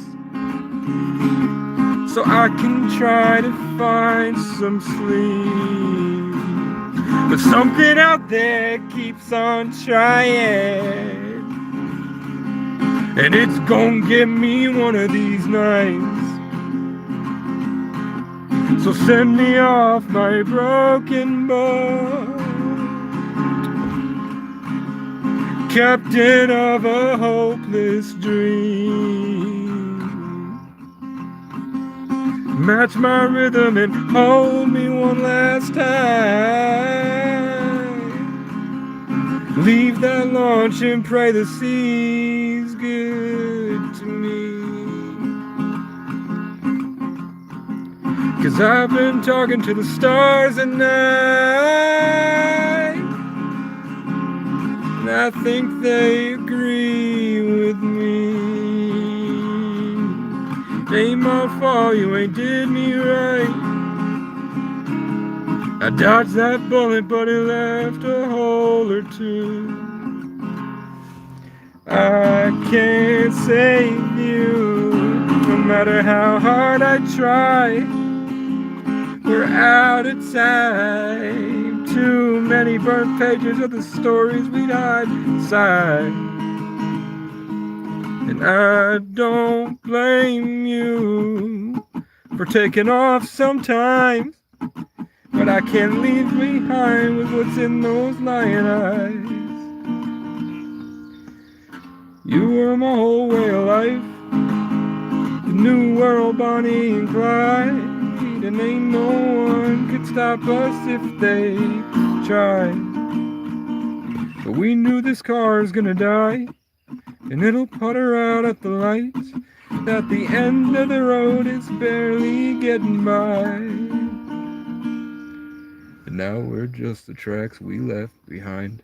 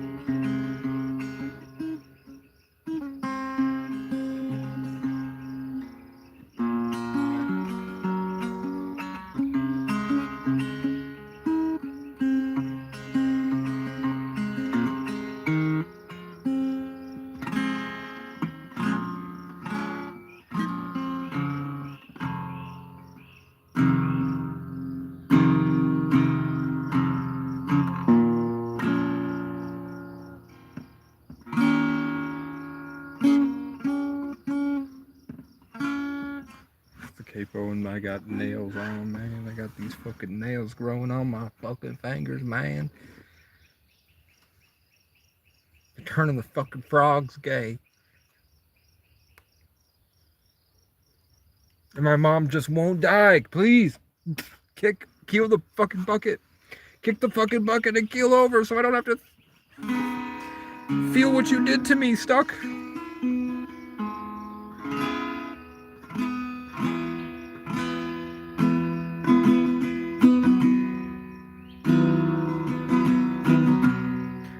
Do it all together.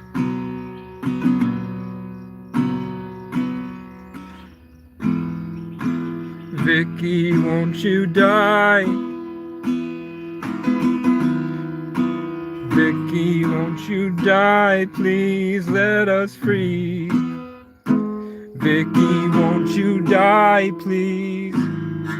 'Cause we're sick and tired of all your problems.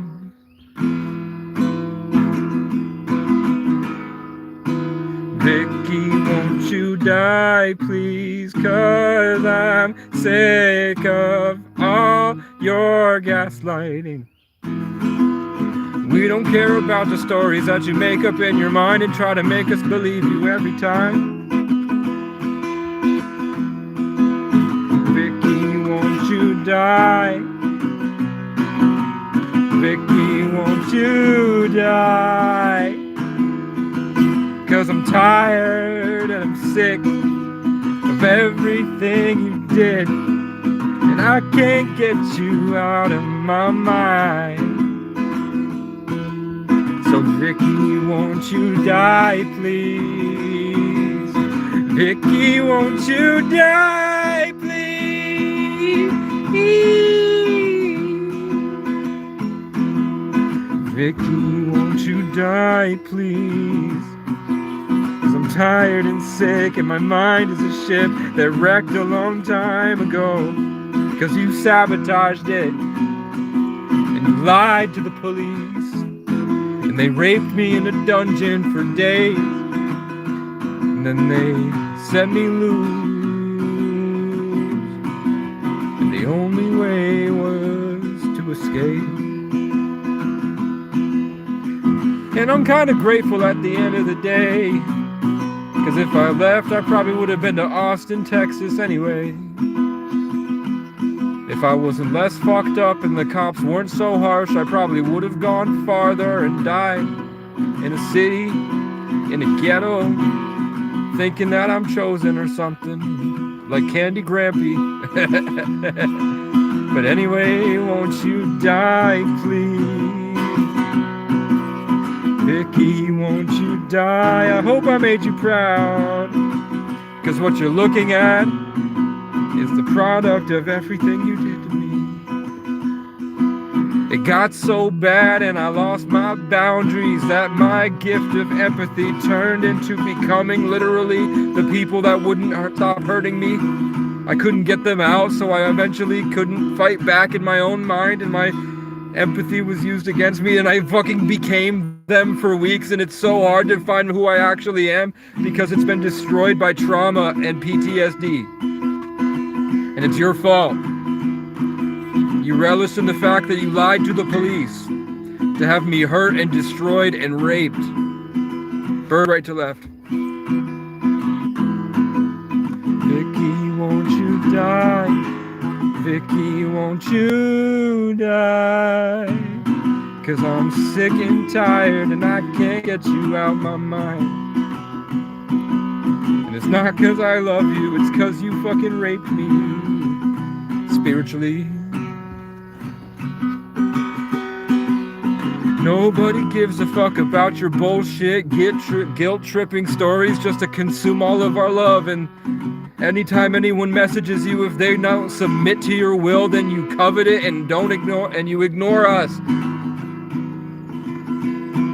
You're fucking 60 years old and you act like a crybaby little toddler and everything is stressful when it's not. All you do is eat Ben & Jerry's and sit there looking at your TV all night. Your screen time is at least 24 hours a day and you're dying from smoking and eating. You're obese as fuck and nobody likes you. Your only friend was a crackhead that robbed you and then eventually was like this stupid bitch. So you let her back into your house and she's stealing shit from under your nose because you're not as smart as you think you are. You're completely delusional and you probably have all the mental illnesses that you project onto others. And the problem with me is that it's a typical narcissist and empath relationship. So I literally don't have these mental illnesses, but because I cared about my mommy who had severe mental illnesses, I lost the distinction between me and the people that I love, and I eventually accidentally adopted the problems I was trying to solve in others.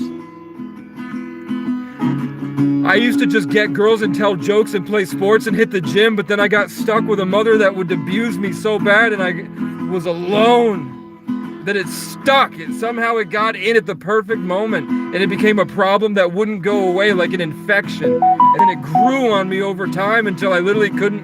And because I had no social life, because I was ostracized because of how you lied to the cops and I was kicked out of town, that's how I stayed. Because I couldn't go to anybody's house. I couldn't go to anybody from the past. There was nobody I could talk to remind me, no, you're not what they did to you. You're actually this. Instead, I was just set loose to freeze to death in the cold, traveling around, and all I could think about is what they did to me. My whole entire character developed off of that one physical, emotional, psychological, spiritual, and sexual abuse. And I had no safety and nowhere to go to fix it. And you used it as an excuse to gain sympathy and money.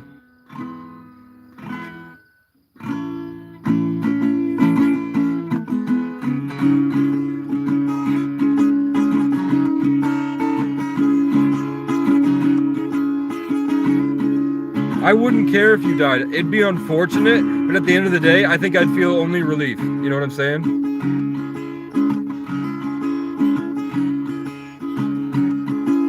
So I hear voices in my head. It gets worse when I get out of bed. And I don't trust that I'll find a love who understands. So leave me be and let me smoke my cigarettes. 'Cause deep inside I'd rather be dead. 'Cause I make choices that lead to dead ends, led by a broken mind afraid of itself. And I just can't find no one who can look at me with respect.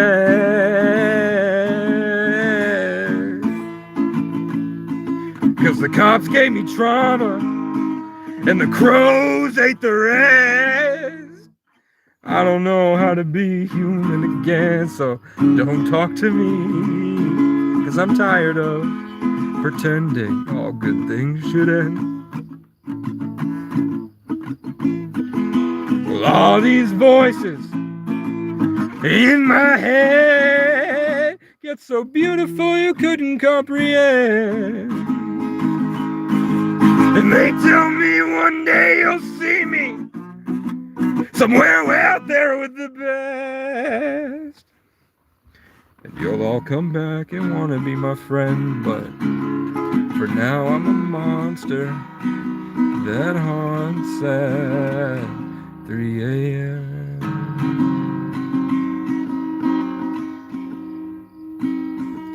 Well, it's been hard to catch my breath, running from the knowing I won't see you again. But sometimes something way out there says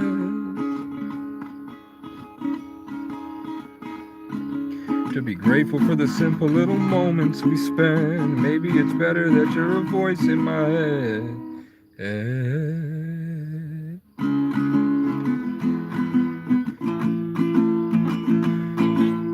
Vicky, won't you die, please? Vicky, won't you die, please? She literally texted me. The last thing she said to me was, "How I know all this shit I did to you in the past, but how can I help you now?" And I said, "Well, you could start by telling the police that you lied to them.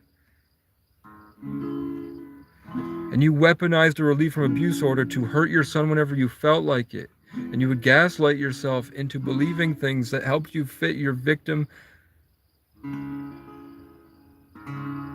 almost a God complex. And you lived just a guilt trip and gaslight at my expense. You were hoping that I would get violent from your abuse so that it would validate the lie that you perpetuated about me. You could start there by admitting it." So she ignored me for 3 days, and then she said, "I'm unwell. You'll be rid of me soon enough." I fucking hope so.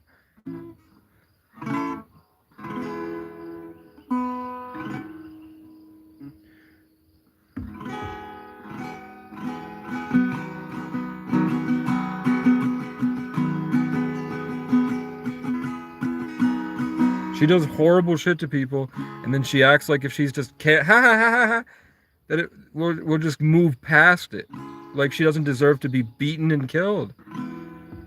And she knows, that's why she panics. Oh my God, he's coming to kill me, because she knows she fucking deserves it. And I didn't feel that way, and then as I got older, I'm like, you know what? Maybe you were on to something. Maybe you're right. So just give me my shit back so I don't have to speak to you ever again. You literal retard. You know how embarrassing it is to have an obese, narcissist mother in Section 8? Like invite friends to your house and they have to see what your family looks like. You know how embarrassing that is?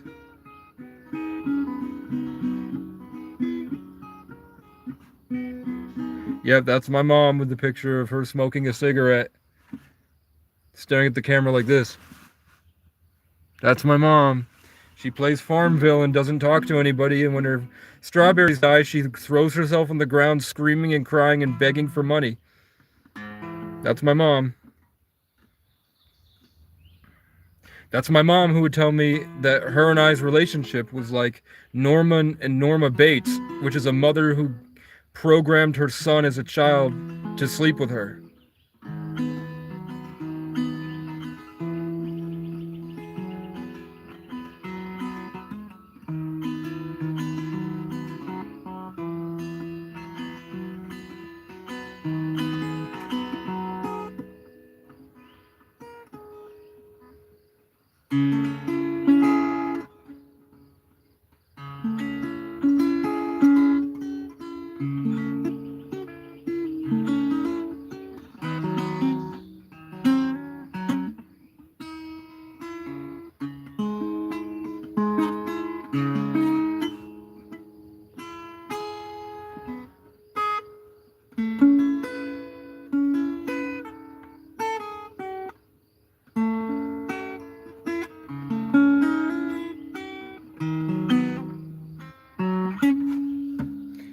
Oh, you fucking got away. Fuck, the mantis have my DNA. They sent a mosquito. The fucking aliens took my DNA through a mosquito. When you're a mother, you shield your child from the world, not feed them to the world, but look who you became in the process. It's hard to forgive. Thank you.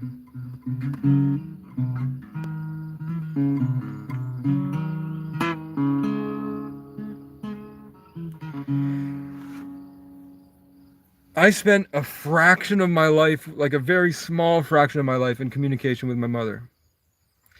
I was much different to other people. You are a different person to other people. You're a different person to different people. Everyone you meet sees a different side of you and has a different opinion of you, unless it's like a YouTube thing like this, or you are completely congruent, you know, like, and that your intelligence or your personality isn't situational. Maybe in simple live people that don't deal with a very like different, you know, like if you, let's say I played rugby and then on the side I did music. The people that saw me playing music may have a much different view of how I am based on, other than the rugby players. So what I'm saying is that like my mom, in her situation, sitting in Section 8 alone by herself, much different circumstance, much different view than, let's say, she saw me at the park hanging out with my friends. She based her opinion on me off of what she witnessed in her own extreme mental illness.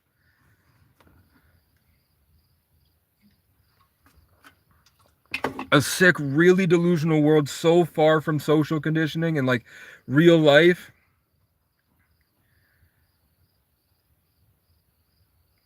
That just being around her would make somebody mentally ill. I don't know why people can't just accept that my mental illness was from things that happened to me. Nobody would admit that I was a real victim of horrible shit. Like, if that horrible shit didn't happen, would I have mental illness? No. If I never met my mother, I would be a millionaire. I'd be so much better off because I just feel stuck, like she's a parasite. Like if I don't have complete control over myself, I become my mom. And I'm just trying to break the attachment. I'm not attached to her, but it was raped into me. And that's why my tone is like this. That's why the energy like that. My entire personality is the infection of trying to get my mom away from me. I'm nothing like this. I just want her dead. I want her to die. Please, Mom, kill yourself. Please. Please, kill yourself. so that the rest of us can be free of you. No, we don't fucking care anymore.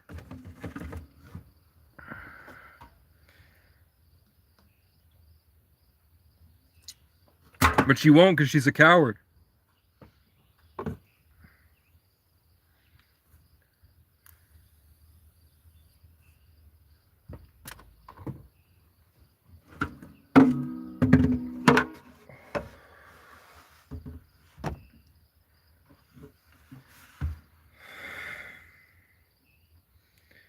It must be that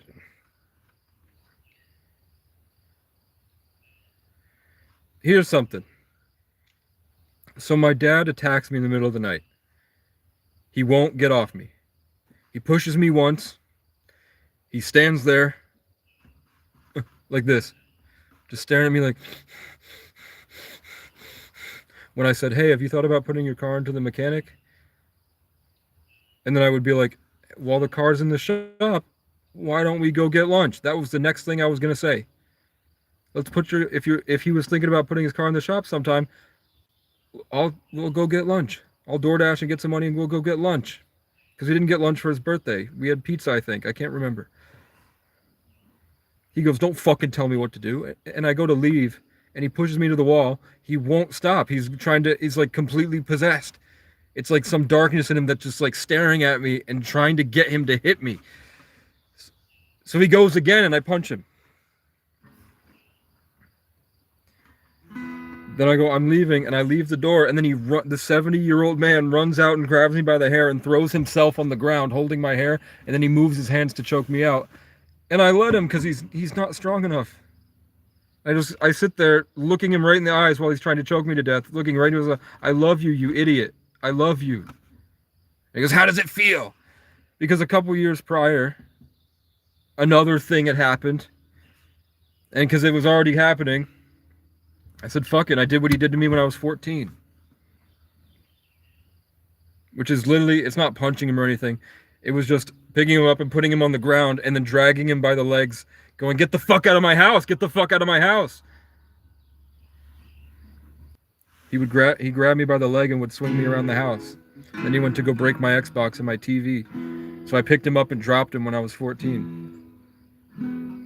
I get it. My mom had programmed me to find happiness at your detriment, and I hate it. It was probably a demon. Because there was something that just said, I think it was just an infection from my mom. Make people feel bad about you at Gary's expense. So when I was in 5th grade, I told him not to come to my music concert, and Sarah chewed him out for not coming. And I was like, he told me not to come, and I felt like, tell her, yeah, like, I messed up. But the demon was fucking like, no, don't say anything. And I noticed that like most people, like when you say stuff, I'm able to recognize when people, I fully believe in God at this point, and I believe in demonic entities. Sue me, man. 90% of the world believes it. If that's crazy, it's crazy, but it's just the best thing I can think of after everything I've been through in life. Is that, yeah, most people, like, how many of you feel like there's something that's always trying to steer your decisions? Like the most prideful people you'll find, like real narcissism, they're mostly silent because they're trying to hold in, how do I bring it to a place where I can exert power? How can I make myself feel more powerful? And that's a literal demonic entity. And that when I broke free from it, my parents would attack me. Like physically attack me. Or my mom would stage a crisis and blame it on her mental illness.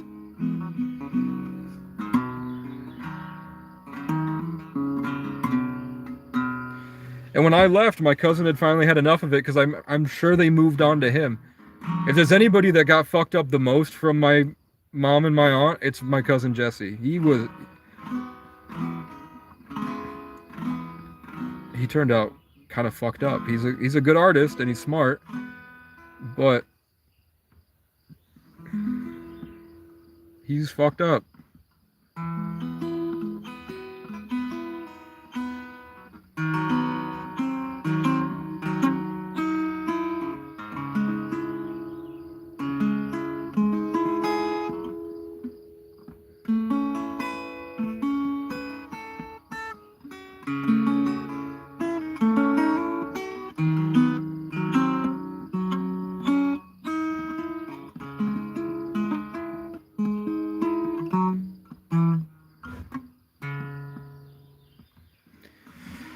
Jesse's fucked up.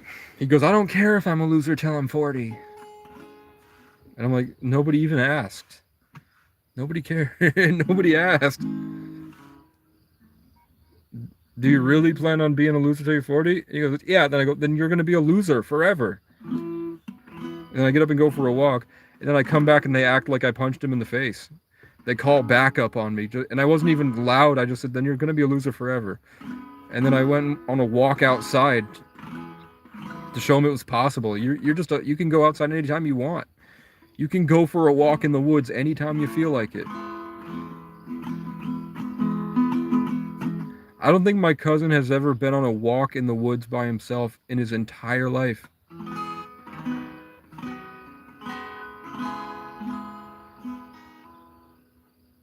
I think the furthest he's ever been from his bed was just 4 miles away at his aunt's house.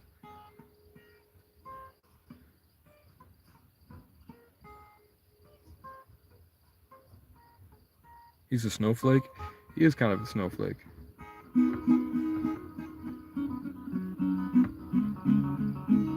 It's really funny to see that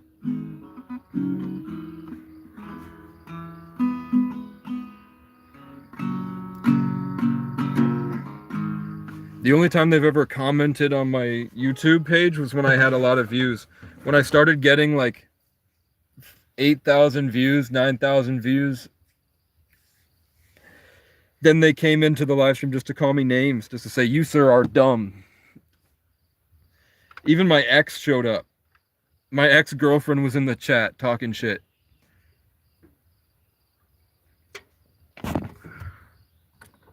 When I got to a certain level of views, it really triggered people I didn't even know were watching.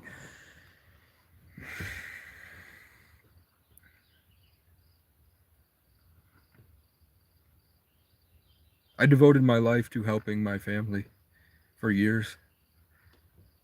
And I was trudging through extreme depression in violent areas where people wouldn't give me any opportunities. And I had to let them go. No, I didn't even let them go. I held on to them, and I had to pick up a bunch of other kids that were suffering out there. And then I had adults that I felt like that were not doing the job correctly with the homeless. So I had to try to fix the system. So then I figured out that there was sex trafficking happening, and then I got trespassed from everywhere once I found out, and found a lot of people were also trespassed and fired for exposing sex trafficking in those places. And I hadn't thought about that in a long time, and then finally the FBI reaches out to me. So I was able to tell them about it. And it's just crazy that all these random strangers that I met on my adventures this past month, they've all been introduced to each other. Like the guy at the church, his son is now the leader of they started up their own homeless shelter in one of the worst towns that I experienced homelessness in. And now I hang out, and I had an 8-hour conversation with that guy whose kids are now running the homeless programs in that town. They'll never say sorry in their life. They'll never believe it. They can't see me for me. It has to be my relation to them. They base me off of status and prideful stuff, like made up created characters and stuff like that. Like, I was just quiet when I went to visit I had been through so much at that point. I was just happy to be in the back seat with my cousin and my aunt because I loved them. So I was quiet because I'd been through a lot. Didn't say much. Wasn't crazy-eyed. I was at peace and just happy to be home after it had been a long time of fights and violence and trauma and being out there by yourself in bad places full of bad people that would hurt you at any minute. And when I finally got myself a car, I was so proud, and I wanted to go show my family. I was even invited to go see them. And it was a trap. They tried to get my car taken from me. They lied to the cops and said I stole it.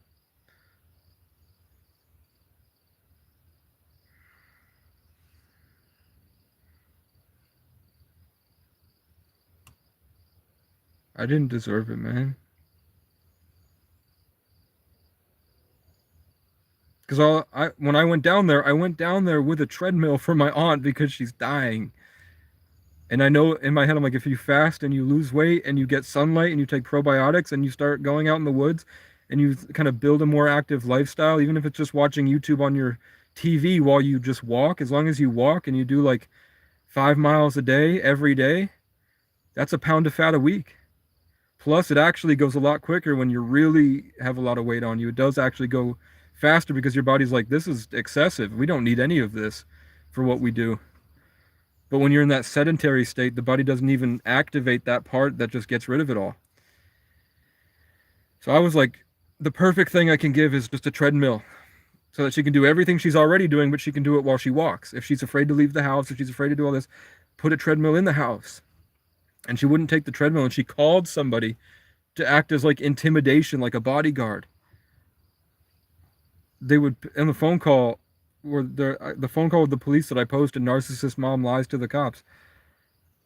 She's yelling at them to, I want him violated. I want you to hurt him. He's probably going to kill me. I had done nothing. It had to be the car because I had seen them a month before.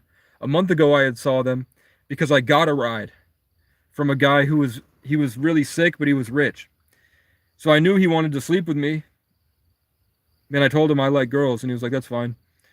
I still want to help you. And I was like, okay. So he gave me $200. I said, what would really help is if I can go down and see my family. I haven't seen them in a while. And then I thought, once we go down there, I can show him a place that's more LGBT friendly, that's full of weirdos. So I took him to my hometown, which is full of weirdos. And it's cool to be a weirdo. It's just a really cool place. And so I showed him around, and then I showed him how I taught. He said he wanted to move from guys to girls. He said he'd been gay his whole life, so he wants to move on to women. So I did like how when I used to be a dating coach to autistic people, I taught him how to make girls laugh. Like I gave him a line to say to a girl at the drive-thru, and she laughed. And then the whole day he was like, I can't stop thinking about that girl. And then on the drive back, he tells me, I groomed and raped a 15-year-old when I was a camp counselor. He said that to me. So I don't say anything about it, but I'm like, as soon as I get out of this car, I'm done with him. So I didn't answer his text. I didn't talk to him anymore. And then he showed up with a gun at my tent and just stood there the same way my dad had stood, the next month, the month after when I went back. But when I went down there with that guy, there was a person that they could gaslight into believing that I was stupid and dumb and blah, blah, blah. So they hyped that guy up at my expense. When I showed up alone, victorious and happy, they lied to the cops to hurt me. When there was somebody that had given me a ride that sort of fit their narrative, so they let me hang out with them.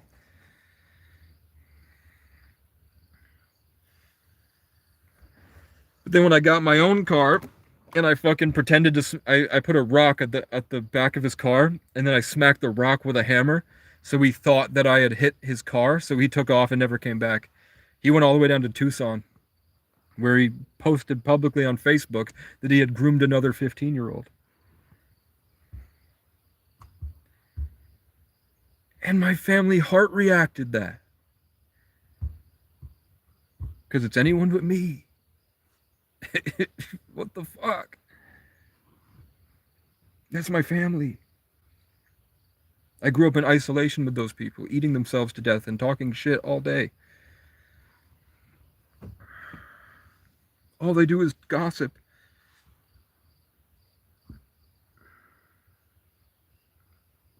So it's funny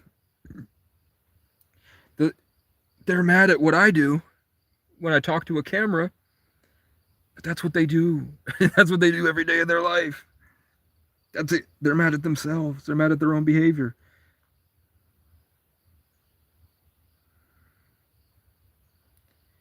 If she admits that she filed a false police report because she had mental illness, there's a chance that they might reopen the case. The sick part is when after my dad attacked me, both of my parents lied to the cops and they brought it all the way to court and lied to the judge's face, and my mom had an RFA filed on me. And as another fuck you to reestablish that sexual dominance, she sat directly behind me. It was just me and my parents in the room. My parents are lying to the judge, lying to the judge's face about somebody they barely know that loves them. And my mom sat behind me, staring at the back of my head like she's trying to rape me spiritually. It was all about control.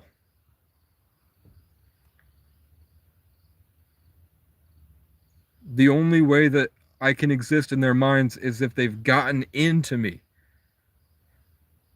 So if they feel like they haven't gotten into me, they haven't raped me spiritually, my mom will freak out in a conversation and she'll just go, and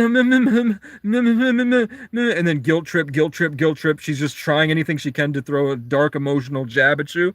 And if she can get you and she feels like she's got a hold of you, then she slowly gets more narcissistic and abusive. But if she can't, then she plays victim. Yeah. Then she'll try to get it. She's just doing anything she can to steal all the attention for herself inside of herself, pulling it all in so that she can feel like she has control and power over other people.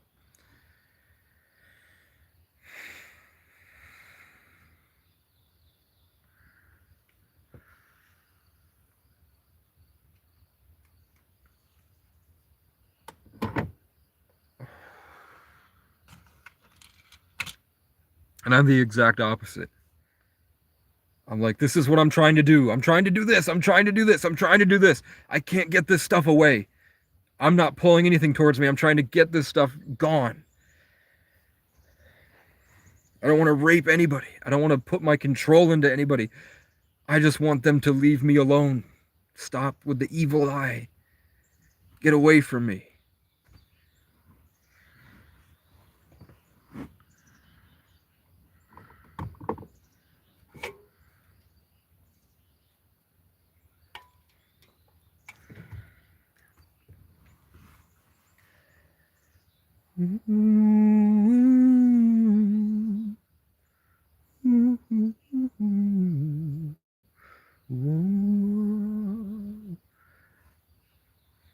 After Ron Audette died, I felt like a huge weight was shifted. I no longer feel like I'm stuck. I feel a little bit closer to freedom, and I was able to come back. I was back to the me that I used to be. I was in the church so excited to tell people about, oh, I can't wait until I was seeing like so much of my great ideas, and I was able to tell people, like, imagine if when we get here and then people are going to come here to talk about God, and then I'll have a tridecagon platform here, and I'll move a bunch of stones down there to build another platform down there. Then I'm going to get one of those little bridges, take rocks and extend the stones so that the river pools and then goes slowly and then pools and goes slowly so the stream is bigger. And then hopefully I can get Christians to come in and help, maybe if I tell them what I'm doing, just to clear out that section of the forest, rake it all, get all the loose sticks and everything so that it's more normal, and then maybe put wood chips or something that will, or like gravel in some parts of it. Something that would support the water running off it back into the stream to make the stream better. And then put different trees and like hanging vines that flower and that don't need a lot of sunlight. And then the gazebo that I'll build will have mosquito nets so that people can sit in there, and it will be cushioned like a couch or something, where in the wintertime you just take the cushions and it's a wooden frame. So the snow won't get in, but the moisture of the snow melting won't mold anything. So then in the summertime, you can put the cushions back so that people can sleep out there. I think the cure for a lot of the world's problems is naps. I think napping solves a lot of people's problems.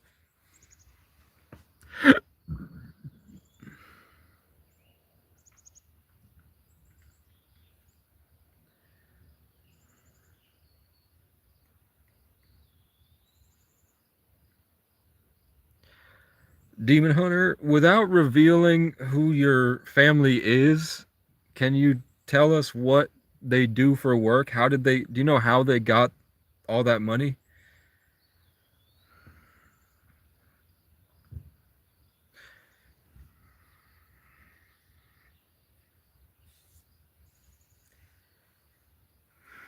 Because you mentioned that one of them used to be a pastor. I think if I'm buff and I'm healthy and I'm doing good and I go down there, maybe we could try to meet with them and tell them about this. The worst case scenario for this place is just that they don't decide to keep it when the parents die and they heir it to somebody else who sells it, even though it's a really good asset, but they're out of state, so the tax is really high. But hopefully they know that I have nothing but good intentions, and making this become my primary residence would drop their, like, if they had signed it over to me and I became the primary resident because they don't want to move up here and they physically can't come here. It's not about stealing land. Like, I had a long conversation yesterday.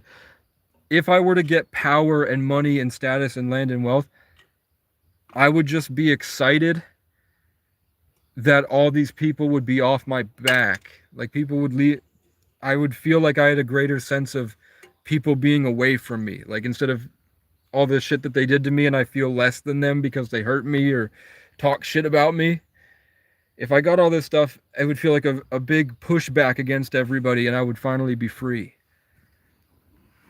It's not about exerting my power over them. I wouldn't be prideful that I'm better than these people. I would just finally feel like that's gone. Because instead of looking at me and seeing the sick loser out there, they would look at me and be like, oh, fuck, he's doing really well and I can't touch him. I would become a shining light, you know?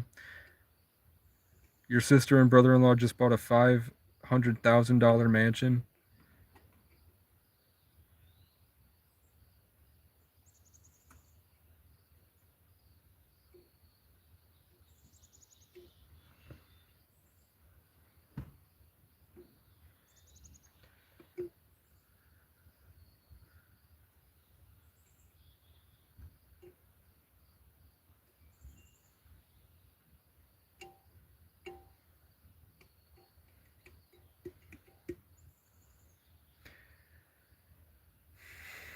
Start a clothing company.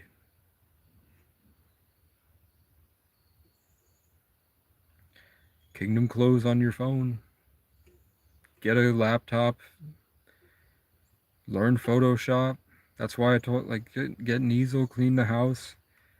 We got to go harder. Like, we got to do more in our day. You're surrounded by people with money but don't know how to get them to care. Become so self-sufficient that you don't need them, and then they will feel like it's not really a big deal that they're giving it to you. They won't have any qualms about helping you because money would no longer be really a part of it. It's unfortunate that it's like that, and I also don't think that they're like that. I think it's just more about where you're at. Like, I'm thinking if my cousin Ariana suddenly gets $5 million and I go to her and say, hey, can I get $100,000 of that? I don't think that she would really have any hangups about giving me $100,000. I don't think that it would be that big of a deal. I don't think that she would be like, no, get it yourself. I got it myself. I'm pretty sure she would just give me $100,000 if she had $5 million.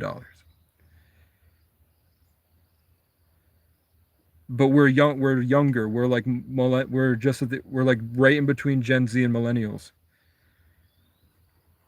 With I'm assuming they're boomers, like baby boomers that were born in like the 60s. Um, that might be different because there's a lot of just the world was so different with indoctrinated beliefs and no access to all this information.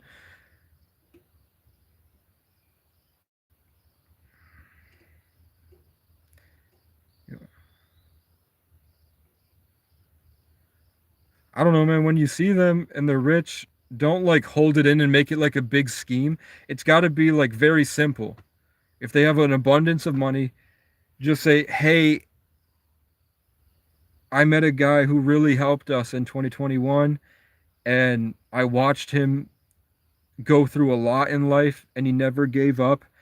I've watched him save people that were dying. I've watched him give blankets to his only blanket to people that were freezing to death.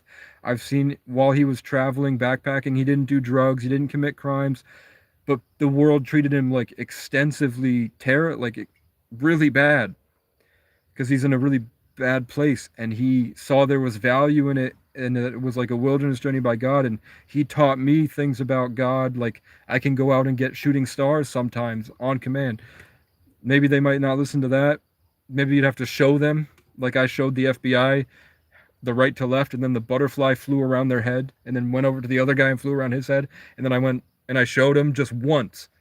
I waited for the force go ahead to show them that I was connected to it, and then I did the once so that the birds behind me all went just to show them. And I don't. I think they kind of got it. And then maybe it doesn't have to be that big of a deal. You just say, hey, there's a guy who's doing a lot for people, and he's building a sanctuary for homeless people, domestic abuse survivors, sex trafficking survivors. He was given sort of control over developing a 100-acre monastery and he's doing it by himself and he has no income for what he's doing. You think we could all get together and just help him get free because he has all these great ideas and he's kind of hindered by time. So if we change his life, it would be helping a lot of people. He's also smart and funny and really cool. If you'd like to talk to him, like he also goes to church and he's Christian and maybe we could have a conversation and I just tell him some of my life story and some of what I want to do and how it's all not really, it's not for everything I want to do is for other people. The only selfish thing I want to do is get buff and get a computer that's able to create my ideas. Other than a computer and getting buff and paying the car off, everything else is for other people. All of my other dreams revolve around helping other people. Like I'm building a Christian monastery because I think people should be coming here and doing activities in a place where it's okay to be free and talk about God so they get a higher connection and they're free. So they can go back into public and make the world that hurt me better. She in Aquarius, it took me years of her life to convince her about Jesus. She had to see it for herself. Our mother hates God but pretends she loves him superficial. She spent more time with our mother and our mother respected her more. For some reason we have different dads because I do and I don't know my biological father, my mother. I didn't even know who he is. Heather, did any of that make sense? Like as long as you don't make it a big deal and when you guys hang out as a family, that's why I keep insisting that you make the property better. I told you to clean up the garage for 2 years and then the garage roof caved in on all of your stuff. So I'm also telling you like there's something needs like there's stuff that needs to happen there and I think that when that happens it would be like I really think if you put retaining walls on the hillside right there, extended that, put retaining walls there, left the back maybe at first and then did something there but just cleaned up the whole place like spotless and it looks everything is organized and nice and then you add like a patio section with tables out there and it's nice, the amount of dinners that you could have with like really high level conversations with important wealthy people that you happen to know very personally, the amount of stuff that can come from those dinners and hanging out and fun activities because it becomes a fun place, the amount of stuff you have access to bringing into fruition, manifesting just by, maybe you don't get along with them great, but if you're happy with yourself and you're free from your mental illness and you're having fun and you're confident and you're making jokes and all this and you're living a life, that's kind of what matters more than if you click, because you're family.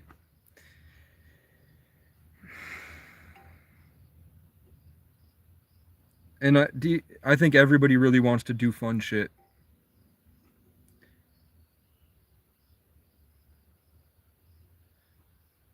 Maybe not, I'm sorry. Yeah, I spoke to you for an hour the other day about where God literally showed me shooting stars and a light shined down from the heavens into my head and I showed you the light in the sky. I showed you UFOs that were flying around me that would disappear when the, just it's a star that's moving slowly, and then it just disappears and then reappears over here. And then I told you some really important stuff.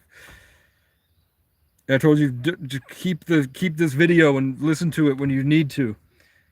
I'm worried it just went in one ear and out the other. All I really said is that I think with the wealthy people that you know, it sucks that they put their lifestyle. I mean, they deserve to live in luxury. I don't know what they did for money, but if they believe in God, I would just make the home area enough that it's enjoyable to hang out in. And then just start having fun.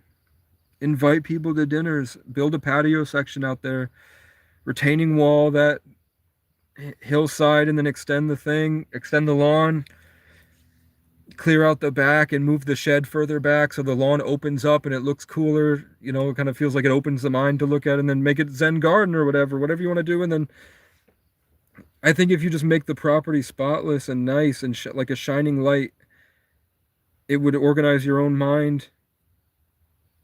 And then I think it needs to be in a foundational place for bigger things to happen. It's all there, just like this property. Everything here, it just needs to be put into place and cleaned up, and it needs to be mowed completely, and everything needs to be kind of better. And that opens up the opportunity for people to come here and have these high-level conversations with God where things can actually happen. If you build it, they will come type shit. I think your family, if you just make it better for people to hang out and have fun. I don't know, maybe if you had a daughter or something, and then when Bradley and the daughter are getting older and like 5 or 6, and you could throw play dates and invite tons of families up there.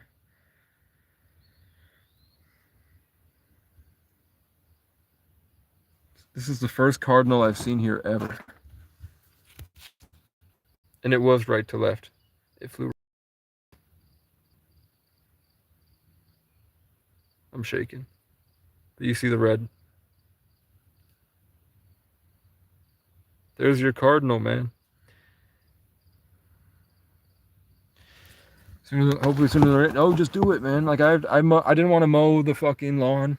I have a rash. It hurts. But I mowed it just so I can say I did something today. And then I cleaned this a little bit. And then tonight I'm going to the gym, and then tomorrow. That's what my sister told me. She bought her mansion to entertain people. That's what I'm saying. That's what I'm thinking, is that, there's going to be a lifestyle change, and then that will, because they're wealthy, they want to do shit, but they're also older. So the idea of coming and spending time with the family, if you clear out that space, clear out the lawn, camper, they could put a camper up there so they can come visit and spend time with their nieces and nephews. And then it would be much easier to be like, hey, we're developing a monastery in Vermont, the most beautiful place, and anybody's welcome to come. He's looking for help making it better. And then if any point you no longer have to pay expensive campsite fees, and you can travel to one of the most beautiful places in the country for free. You can stay here for free. But right now he's just looking for help making it so that hundreds to thousands of Christians can come here and meet God again and be free and work out in residence chamber and all this great stuff he's trying to do. I know that once I get a computer, if this is my purpose, I'm going to keep going if it is my purpose. If not, and I'm supposed to be young in Hawaii, fucking island women, and having luau's and trying some drugs that open me up spiritually, and I meet aliens and God, and then they do the fire thing, and I learn how to dance for the first time with a beautiful lady, and I'm buff and funny again, and things are going well, and I'm confident, and then I go spearfishing in the morning with like Hawaiian tribesmen, and I earn my tattoo so the sharks will leave me alone, and then I go to Ireland and learn Druidism and learn how to do the skedaddling. I get a blackthorn cane with a lion's head, and I mail it back to my dad. There like riots against the English happen, and I go out there and bang the drum and go, hey, hey, hey, hey! And everybody goes crazy. I accidentally impregnate an Irish lass and never speak to her again. And then I come back with blue woad tattoos from all the druid stuff I've learned in Hawaiian tattoos, and then headdress, and then I'm on a horse. If that's my purpose, hopefully that happens. But otherwise, I'm trying to build, maybe both is true. I'm also trying to do this. I'm trying to build this up so that I want the owner who is 90 to feel fulfilled, because he put his whole life into this property. And there's nobody else willing to do anything. Like the other people that were in charge of managing this place, they never show up. There's only 2 other people that work on mowing and fixing and developing this place, and they don't do shit. It's up to me. So I asked for the most perfect thing to do and forget self. So let me see if my wallet here. I'm trying to get a forester here, and he gave me his card. I know where to find him. It's in my wallet. I don't know where my wallet is, but there's a forester I'm trying to invite up here. If I can do that, get the forester, I'm trying to eliminate their taxes so that it gives them kind of hope that it's going to keep going. And I just need it to look good enough so that he has hope that there's going to be a future for this place. And then I just devote a lot of my life, because I could give him another, they're saying that the trajectory, the way that life is right now, there's a good chance that my generation will live to at least 250 years old.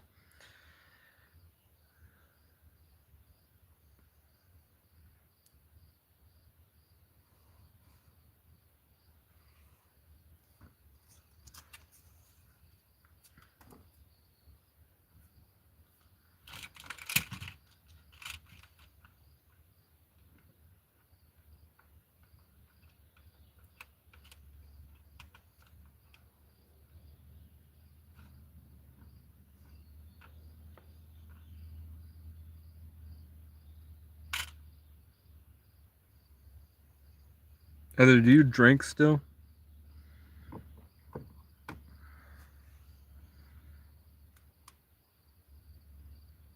Be honest, man. Do you drink? Did you be getting drunk and smoking weed?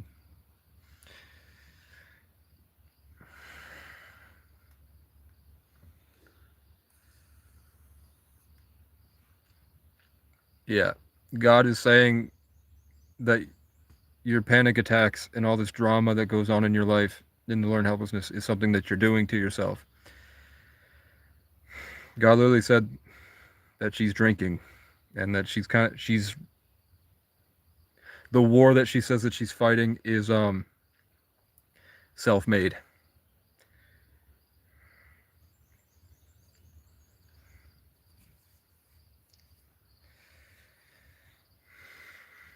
Literally literally came through that you need to stop drinking and smoking, and there's going to be a withdrawal period where you get panic attacks, and that's completely normal, man. You're an adult, but you got to be there for your kids. You got to be a better role model to your kids, and that's not me. That's something else. That is something else coming from the sun. Oh, you got to be there for your kid. And somebody else might be watching that might need to hear that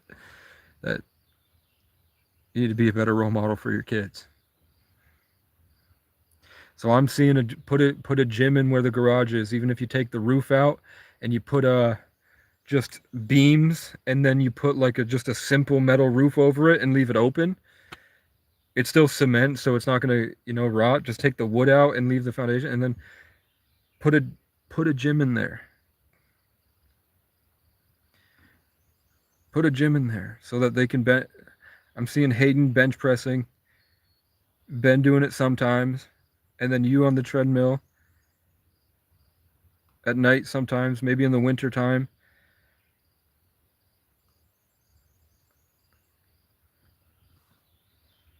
And then I see sewing machine and embroidery in a Shopify store. So part of your scrolling on the internet becomes that. Yeah, I heard if you want something done right, you got to do it yourself. Maybe I'm supposed to design it, and then that could be something, and you can do that to get passive income, and that could be my way to give back. Is working towards like passive income that way for you. Then I heard you're enabling her. I don't want to enable you. Am I enabling you?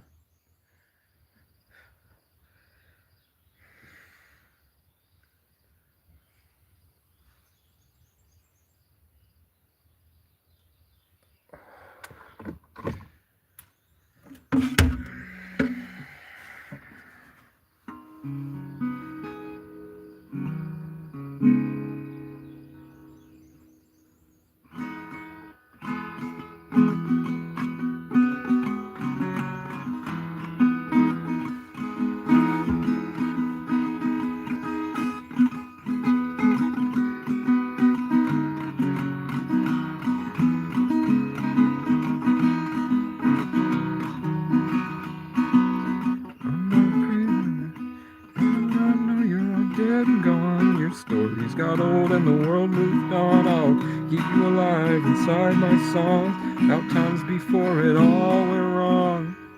I lost the ones I loved the most. Broken dreams on a lonely road. I saw my hometown overdose, and I just kept on going. I promised I would save them all. I promise I'm still holding on. One day I will write my songs. When it's all said and done, we can have a long talk with God.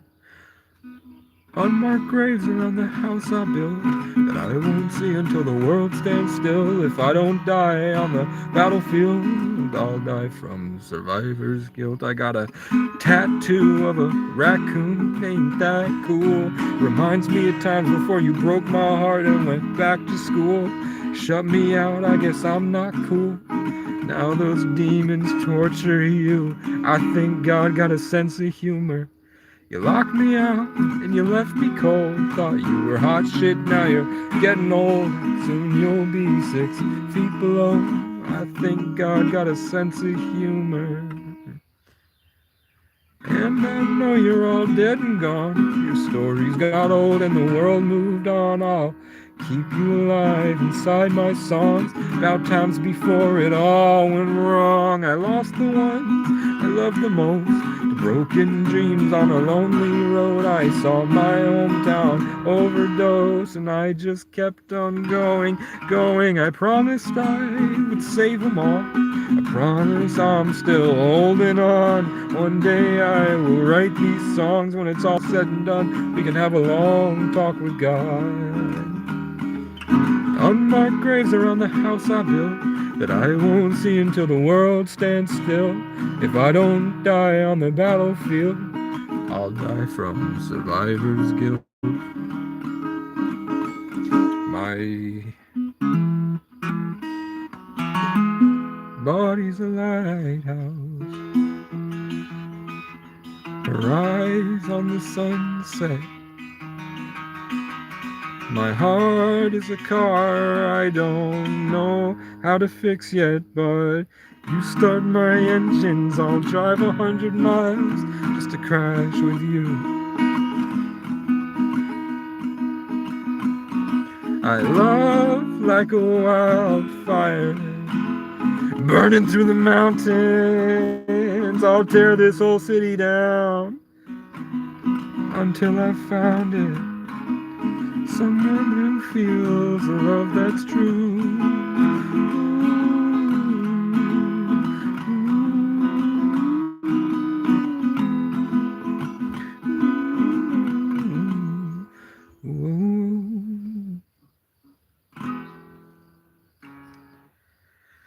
My body's a lighthouse, hers probably shipwrecked 'cause she took off for anything and hasn't come back yet. I'll sit here by the shore forever.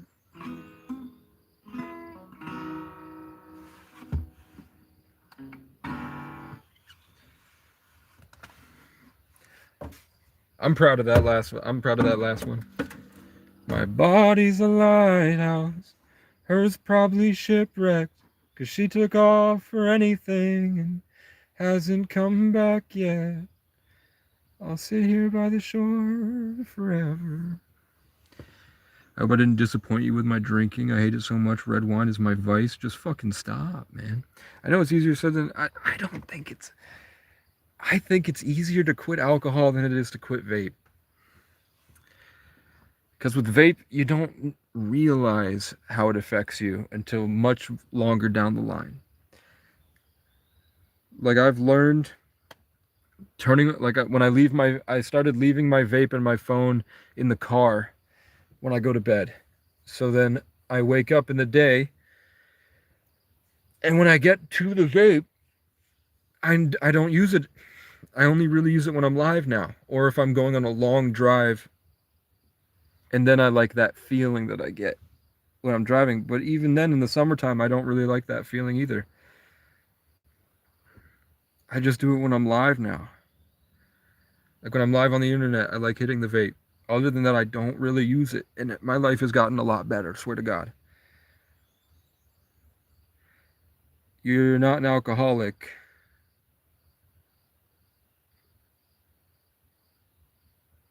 If you just say, I'm someone who doesn't drink anymore, tends to stop. I don't, I mean, I don't, I haven't lived that long, I guess. I haven't lived that long. Like maybe when I'm 40, if I'm still vaping at 40, then I can give advice, you know?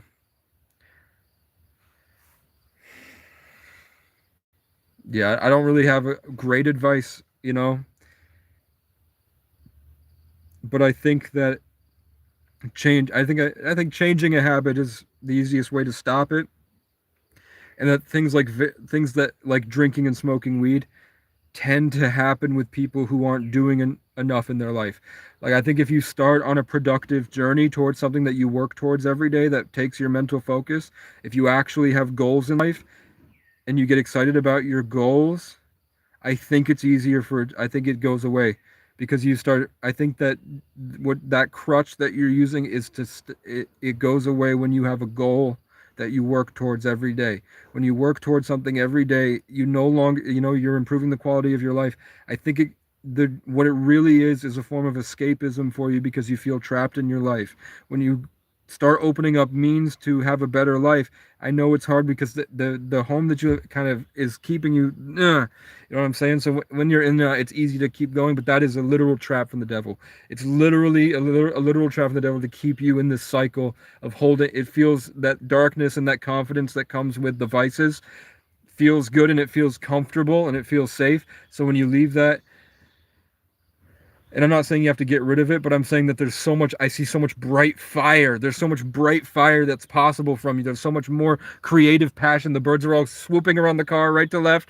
There's so much more that can come from your life when you let it go and deal with the discomfort. And then you'll find that you actually like it because we're warriors, man. Fire signs, Aries and Leo, not so much, but Aries and Sagittarius, they love fighting. They love that. I mean, specifically, I like that I'm on a mission, and that's where the fire comes from. And then there's so much I can do with it, and that only comes when you get up and start. It takes focus and takes determination, and I think that you just settled into cope for a long time. It's not about the feeling of the beer as much as it's about giving yourself the excuse to hide. You know, every such word, like you've kind of destroyed your brain. You've destroyed your brain. I know you take omega-3s. It's tough. Like at this point in the summertime, I want to tell you to go out and do stuff. Not like go to South Beach, Miami to party or go to bars, but like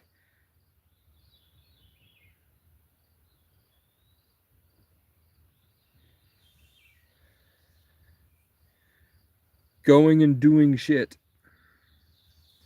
You'll no longer want to drink. And it's just something like you gotta take control of that. You gotta let it go. You have to say, I'm literally done. I'm done. Pour it out. Pour it out.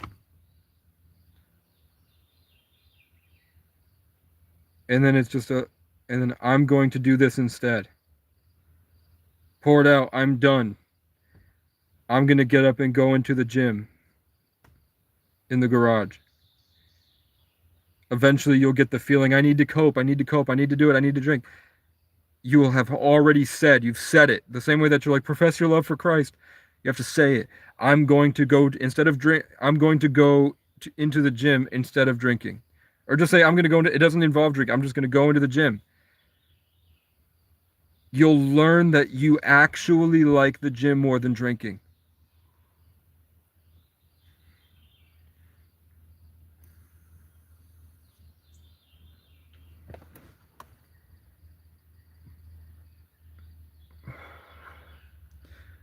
The main reason I vape is because I don't have enough money to live a life.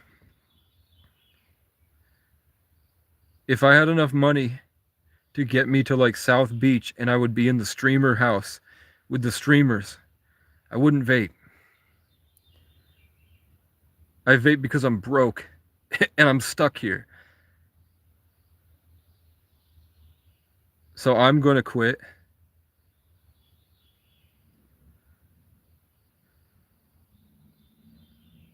And this is just me. It might not be for you, but if it resonates, because I also, like, my main placements are Saturn and Taurus rising both in the first house. That's Aries. My chart leader is Aries.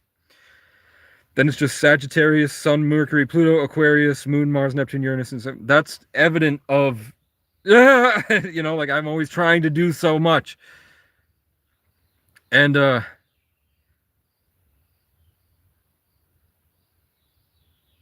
vape can't be a part of that. Vape ruins that, actually.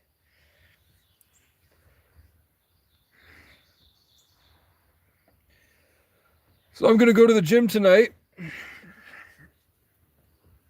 I'm gonna go hard in the gym. I'm gonna drink a protein shake. Now that I have food stamps back, I've replaced my diet with just protein bars, and I'm feeling better every day. I only eat protein bars.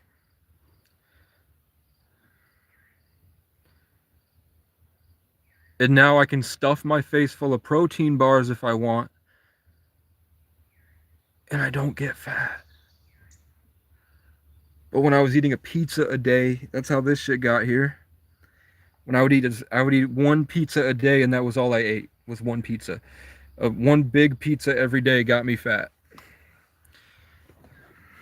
I used to cook, I would cook, this was back when my mom was cool. At one point in my life, my mom she would cook me fucking protein meal. She would cook me pizza with rice and put them in totes for me. She would do my meal prep for me, because back then I was a warrior on a mission every day. And I was like, delegate my mother to make me the meals, because I didn't live with her. I left home at 14. But she made me this nice like tikka masala chicken and stuff. That was really good. And I lost a lot of weight because I was eating around 2,500 calories, which is 2.5 pizzas.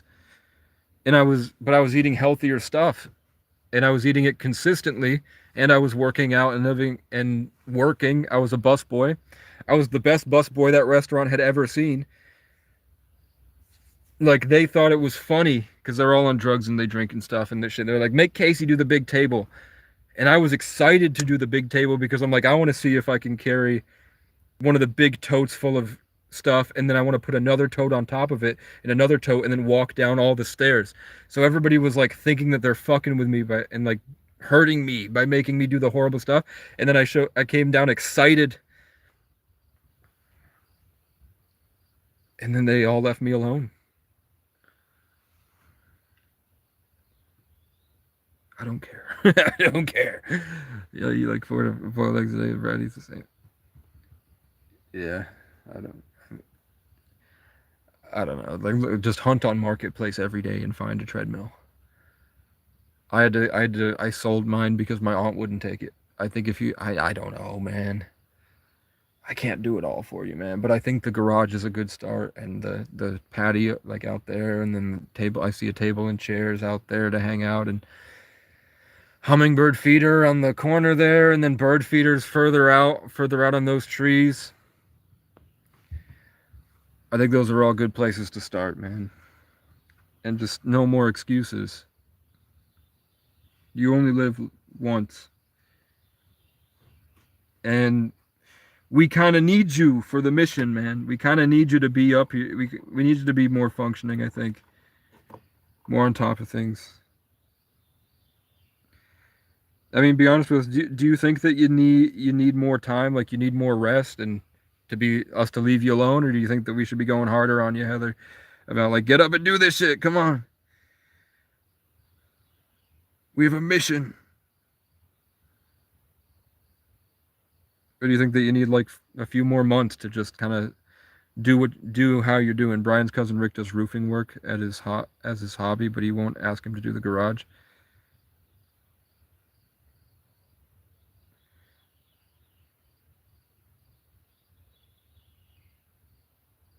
I just don't know roofing.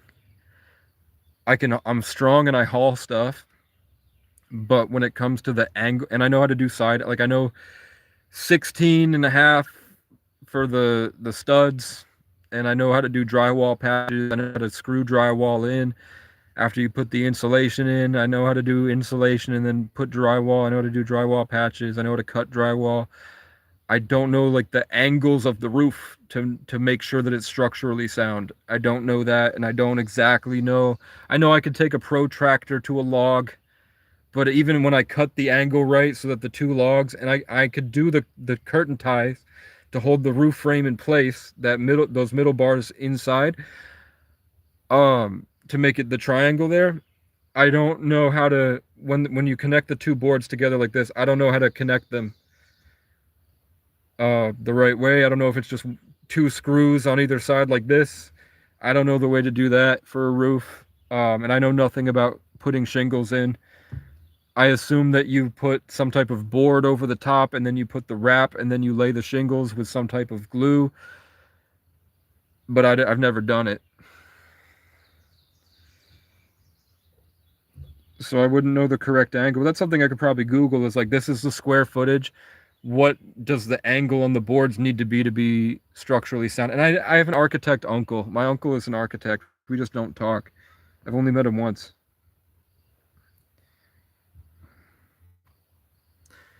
And now he knows that I was molested by a cop. So I don't know how they'll feel about me now.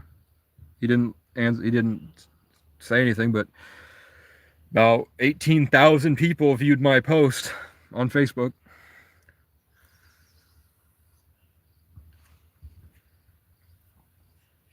A guy I haven't told anybody this, but driving back from meeting with the FBI, a guy on a motorcycle followed me 30 miles and he had his hand on his gun. I can post the short to show you that I'm not bullshitting.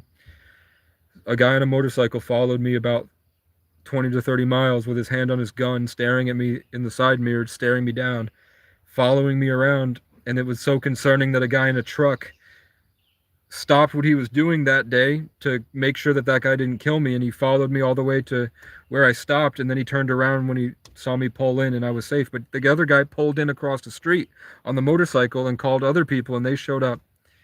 So then I waited for traffic to pick up, so then I got in with the traffic.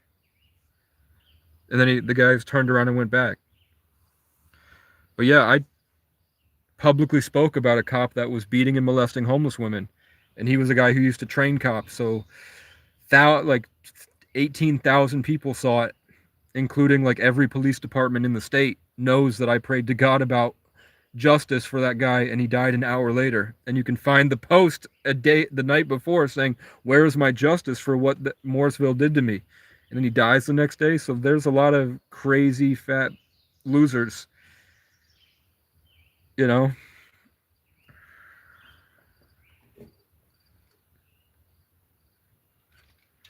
Is that justice? I mean, it finally got the feeling off my chest when I woke up and saw that he had died.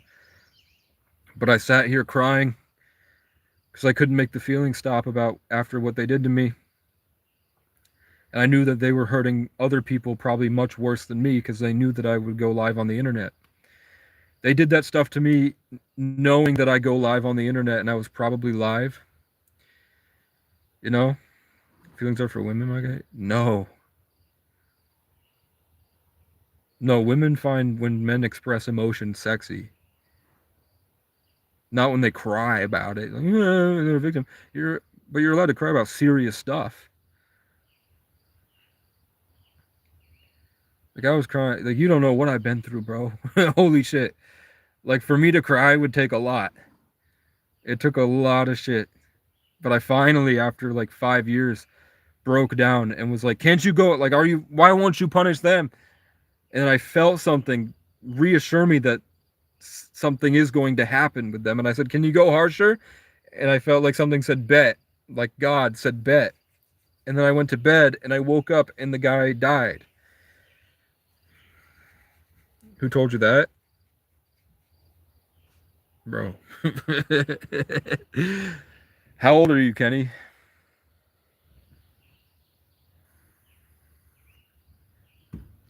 Kenny? How old are you? Kenny?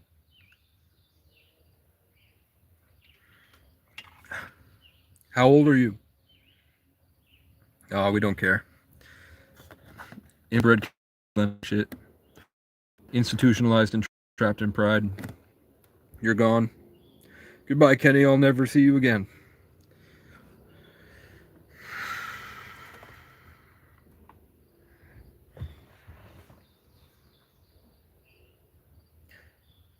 As long as you're still leading, like you're in your life and you're independent and you're leading, you have freedom to be yourself. Yeah, there are certain expectations of men to be kind of sound and stable and on top of things. But you're allowed to be on top of things, and you are allowed to show weakness. It's not a detriment to you. It's more of a detriment to you if you kind of give the vibe that you're like I'm saying like the white kids that wear the snapback backwards and they're living at some girl's house that's really obese and the family is just like a bunch of drug addicts and the kid lives in there and he just whines and complains all day and doesn't do shit. That's not attractive. But if you're like, I went up against a small town that was really prejudiced and treated me like shit, and when they tried to kick me out and they kept going, I stayed. But I couldn't make the feeling after they ripped open the tent and maced me and dragged me through broken glass and made me drink the water like a dick or else I would die. And then I was dying. And then I got no justice for that, and they gloated in the feeling of powerlessness, and they wouldn't hire me anywhere, so I had no potential to do anything. There was literally nothing I could do. No matter how much I want to fight, there was nothing I could do. But I still got up every day and I fought. I made it through a negative 60-degree wind chill, 106-degree fever, dying, and I made it. Woke up to the cops kicking me because they wouldn't let me in the homeless program. They talked shit about me and then called when they were sure I was dead. In the email they said, dragged the wagon through a foot of snow, 11 miles, and I survived the winter, probably sick the whole time, just to find out that my little brother fell and froze to death. And I was out there looking for a safer community so I could get land to get him out of his situation, and I failed. You're not a bitch for crying about that, you know what I'm saying? You're not weak, it's not unattractive, it's normal. It's normal to feel mad at the people that did that. It's not a bitch move to say you want justice for people that did that to you, that were happy that they did that to you, that they were happy that they forced you to suffer. When there was nothing you could do but go live on the internet and say, I'm just getting up every day.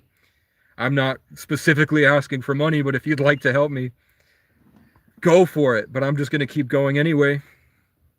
This is me doing push-ups while the cops are over there staring at me, looking for an opportunity or a go-ahead to come back and do it again, following me everywhere I go, looking for an opportunity. And then I go out and I find a woman and she tells me that cop that did it to me has been molesting homeless women for decades and that she was a victim of him. And then I hear that story from 4 other people. There's mosquitoes. So then I post it on their page, and then somebody cut off all comments. They no longer put comments on the Facebook. So I made a permanent change in that police station. They no longer have comments on their Facebook forever, because too many bad things would be said about them. And then that night, somebody came up and shot at me at the rail trail. Missed me by 10, maybe I would say 25 feet. No, because if the RV's 25 feet, let's say that's 32. I would say 15, missed me by 15 feet. And then years go by, and you're still trying to get jobs. Nobody will hire you anywhere. In the video, people like me, you can hear somebody saying, yeah, like confirming for you it's not a crazy delusion and I'm lying to you. He literally tells you, yeah, nobody hired him because of the name. There was another guy named Casey O'Brien that was trafficking heroin and was a piece of crap, trespassing everywhere. So he literally said that he had talked to people and that they weren't hiring him because of the name.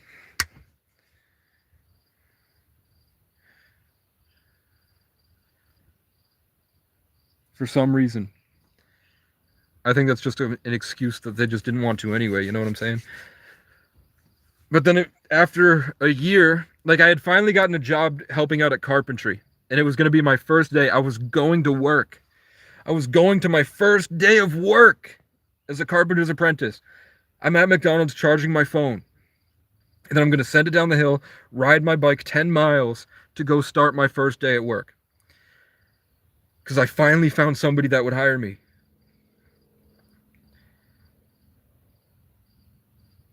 Riding down the hill, excited. I'm going 50. I check my brakes. Somebody had twisted the brakes off my bike. I try to get into a field off the road because there's just so much traffic. It looks like a small decline on the sides, but in the corner there, it's 6 feet. So I fall 6 to 10 feet, actually. Flip over the handlebars, get knocked unconscious, wake up, and I can't move. I'm not crying. I'm going, "Ah! Help!" And then fucking the people at the intersection with their windows down don't answer, and they just leave me there, and I have to crawl my way to the manhole cover, push myself up, and then I have to limp with hairline fractures in my whole body, especially my neck, because I flipped, like hit, and then my body flipped over. So I went like that, and my body flipped over my head like that, and I was knocked unconscious, bleeding. I didn't cry then. Then I fought for another 6 months. I had to lay by the river, couldn't brush my hair. Crows every day. The crows are the worst part of it, because every time you feel good, it triggers the crows, and they have to pull it away from you. Because when I'm focused, it triggers them, because I'm part of the living forest at this point. If you don't believe me, go out for yourself and spend 6 months alone in the woods and tell me that you don't come back connected to the living forest. Go into the woods for 6 months in the mountains and tell me that you don't become an animal that's connected to everything. Which was natural until the English created the word separation. And they created the word nature. Before that, it was just the living forest, and we're a part of the living forest. We're all one. I don't cry when I get kicked out of my safe place and I have to find a new place. And then I get a job at a music hall, but then they won't let me do push-ups in there and play guitar and take a shower. But nobody else is there anyway. They won't let me go down into the green room basement by myself and do push-ups and take a shower and play the guitar.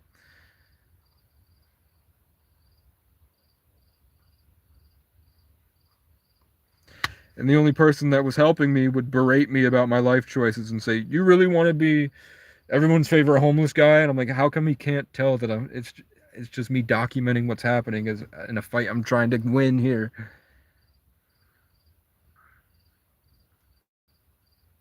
There's nothing to do with me saying your favorite homeless guy. I made the YouTube channel because people were trying to kill me. And if the cops or the people that were threatening me at the parking ride showed up, I wanted to go live. So I was under the impression that every day some yokel would show up with a gun and shoot me, and they had shot at me in Randolph before. So I was just trying to do that, man. I was just surviving. You know, if I didn't make the YouTube channel, I wouldn't have been able to go live when Mickey threatened to kill me. And then fucking the chief of police took his side. I didn't cry then. And then I got the car, and I felt good. And then I drove to every small town, and every small town kicked me out. They wouldn't let me be there. They wouldn't let me get a gym membership. They wouldn't hire me. And I just had to keep going and going and going. I finally got a job lined up at McDonald's in Tupper Lake. I go down to Long Lake with the 24-hour parking because that's the only place I'm legally allowed to park. When I get there, it's false police reports every day for the 3 days. There's the videos Casey stands up to in an entire small town where you can see 30 people show up, and they're all talking about what they're legally allowed to do to hurt me. They're trying to convince the police to tow my car. When the police say no, they say they're going to chop me up and throw me in the lake if I don't leave. And they get me trespassed from the gas station and the gym and threaten to not pay the gym or the gas station anymore if they don't trespass me. And then I come here, and it's been 14 years of this, 12 years, maybe, since 14, I'm 26, so 12 years of that, just trying my best, getting some achievements, and then super pushback. So then I give up, and I try to shoot myself here, and then I didn't check if the gun was loaded. It was in his fucking car, and I took it, and I walked out in the woods, cocked it, pulled the trigger, and nothing happened. So I was just like, fuck it. And I put the gun back, and then I went and rested.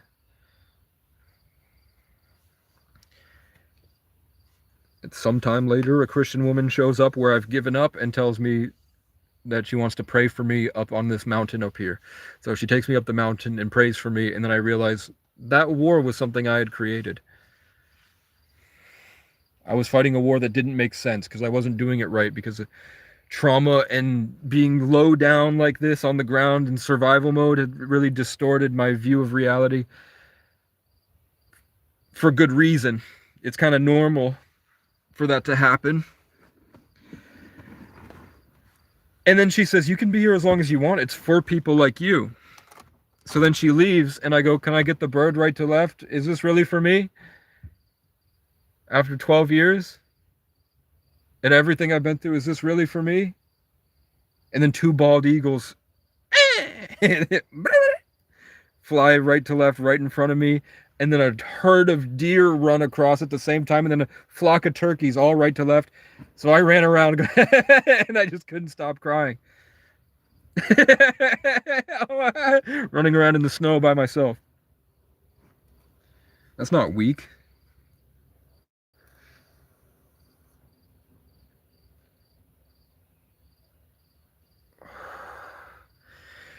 And then I rested for months.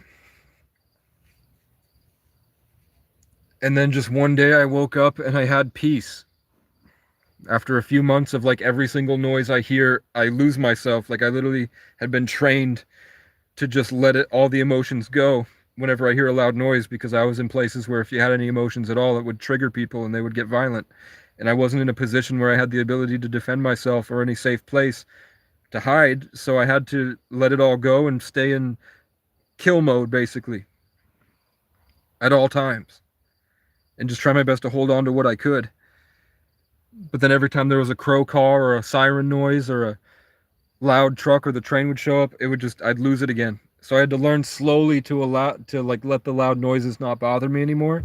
They still do sometimes. Like I woke up today and I felt like there was suddenly a siren started going, and I felt like it was pulling me away. So I held it, and the siren would go beep, beep, beep, beep, beep, beep. And then I felt like when they did that, it triggered me again, and I lost a little bit. And then it stopped, and then I tried to pull it back, and then the siren went on again. Beep, beep, beep, beep, beep, beep, beep, beep. And then I felt like I lost it again, and then it stopped, and then I brought it back, and then it beep, beep, beep, beep, beep. And that went on for like 5 minutes until I gave up, and then the siren stopped. But anyway, a few days ago, I had peace, and I was able to see everything I'd been through and what people did to me and how unfair it was, and how many people had done just way too much to me for no reason. And it was everyone, excessively, so much. And I felt like, how many other people are they doing it to? So I was mad at God. I was crying because I was mad at God. And I said, why won't you give me justice for this? Trying to get the body cam footage of what another police department had done to me for 4 years. It's a lot of stuff that happened. A lot of really unfair, sick stuff happened to me. And I asked for justice, and then I went to bed, and at around like 1 o'clock maybe, I don't know, but the sun was out, and then I woke up sometime in the evening, and one of the cops that had done the worst to me was dead. He fucking died, man. There are others in the state that suffer the same way. He's making the way for them. Kind of. If I had money, I could.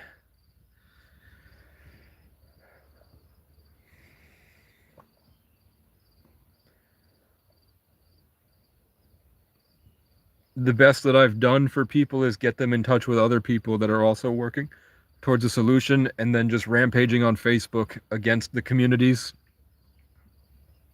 feeding their addiction by fighting with them online, and then I serve them, and then they fucking shut up and realize that they're retarded and just as addicted as the junkies that they're talking shit about. Like, you get up every day and get a little bit of serotonin stimulation from social media the same way, in the same brain stimulation that heroin gives you, and you get your heroin brain stimulation talking about people addicted to heroin. You don't see that you're two sides of the same coin. You're doing the same thing. One is just more socially acceptable, but you are an addict. You know what I'm saying?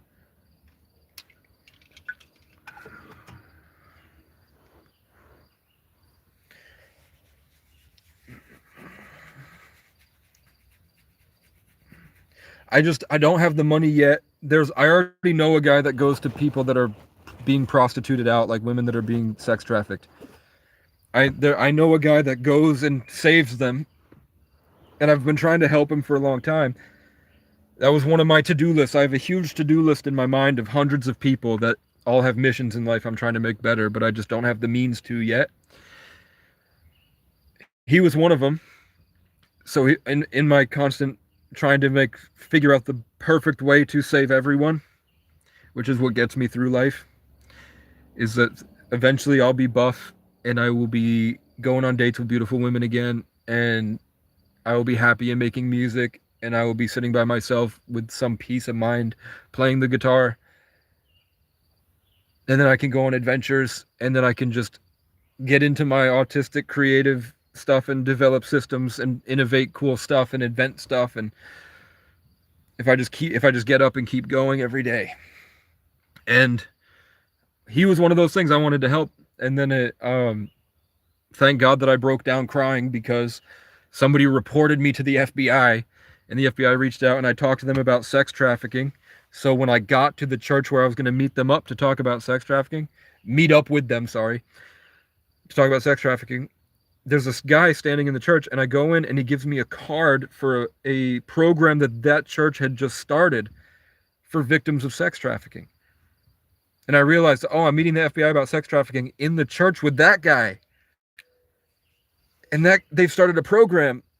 So now he's back, and I have a thing to help him. And I also had tons of people that had expressed to me that they were victims of sex trafficking. They learned stuff about sex trafficking, which is the biggest industry in the country, about my state, and that it was happening at the youth shelter and the Howard Center and Spectrum and YDP and DCF, and I met a lot of kids that were abused in the system, and I now have the number for the guy to go to with the FBI about that stuff, who can actually bring me justice here. So I prayed to God for justice. The guy who hurt me died, and then I got the means now to talk to somebody who's a good one, that actually cares about this stuff, so that it's not just talk anymore. That happened because I cried, because I broke down crying. That's not weakness. It's normal. But when you're a bitch-made, loser, pussy-ass piece of shit that cries every day like my mom, yeah, that sucks.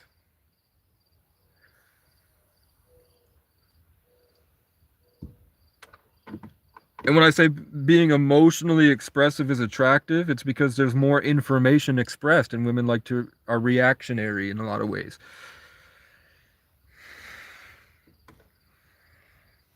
Girls that are in the most relationships where they're most attached to the guy, it's because there's a lot of drama involved.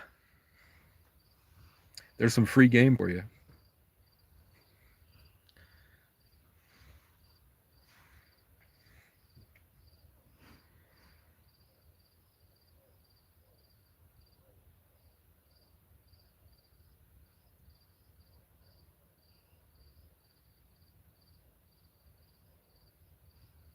There's a coyote barking. Far away.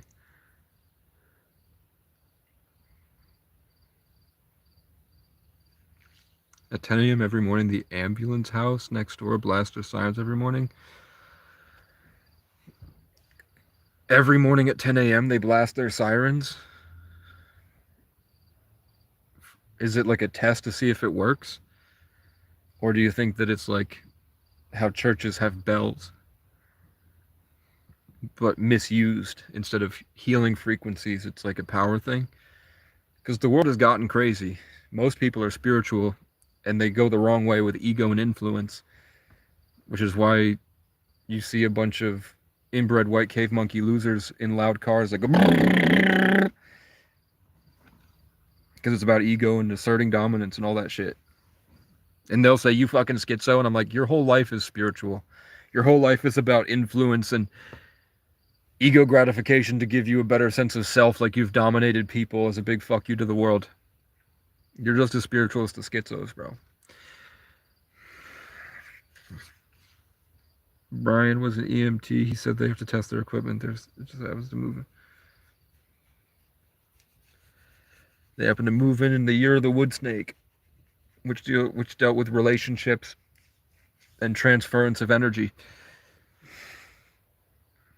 But 2025 was more about releasing that energy, creating with it. 2024 was about alchemizing it into something better from a deeper perspective in the year of the wood dragon. So it was deep gray with maroon, and then 2025 was yellow and maroon. 2026 is now maroon and green and gray. 2027 will be black and blue, with some room for white, not as a race, but as a color. And then 2028 will be purple, green, red, gold, maroon, mostly gold, maroon, red, purple, orange. So I guarantee you, I mean, what's a pop culture? The Secret Wars is the same color scheme. If you look at all, Doomsday is green and red. Zach Bryan was the #1 album. It's green and red. 2025, Jesse Wells, Pilgrim was yellow, maroon. Morgan Wallen was #1. He was yellow. Sinners was red and yellow.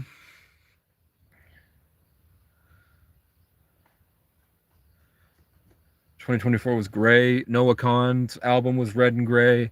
Zach Bryan's album was red and gray. 2023 was a big mix of different colors. Like, it was really, 2023 was more like water element years that don't have it was a water element 7. So next year is going to be an 11 year. So it's going to make things a lot different. I wouldn't give it the same way as a 1 through 7 year or 1 through 9 year. But 2023 was different. It was just tropical, but it was a space that allowed colors to shine brighter, if that made sense. There was emphasis on higher, so brighter colors. But as the seasons changed, more of the element of that season was big. So it wasn't necessarily a blue or whatever year. It was more of all the colors, but the colors were brighter and more set in an emotional space. 2022 would be green. It was 6, so green and orange. Zach Bryan's album was green and orange. It would just be bright greens and oranges in 2023. 2022 would be orange, red, and blue. No, 2021, sorry. 2021 would be blue, blue, black, white, but deep blue, not bright blue. Like next year will be blue skies, like really bright blue. 2021 was more of like a storm, like the blue of a storm, purple, a little bit of purple, black and white, but more of like there was a really Christian undertone, a really like olden Christian, like with the big architecture and stuff of like Catholicism and traditional masculinity and stuff. 2020 would be pink and white, gospel music, African. 2019, that we hadn't hit the next level of emotional wealth. We were still stuck in the masculinity, so everything was like just trapped in black and creatively. It was much harder, so it had to be more stern and stagnant. So the releases were different, personalities were different, egos were really stuck still. We hadn't hit the planetary alignment, the Great Conjunction, and opened up the door into the 2020s where it was much more emotionally vivid. 2019, it was still dark, but I would say 2019 would still be a little bit of gold, still be a little bit of bright colors, but we were still really condensed and trapped in the darkness. So it would be just anything that can really cut through. We hadn't gotten to the emotional complexity that allowed the years to change their themes so dramatically. But I would still say like 2014 would be blue, 2015 would be tan, 2016 would be green,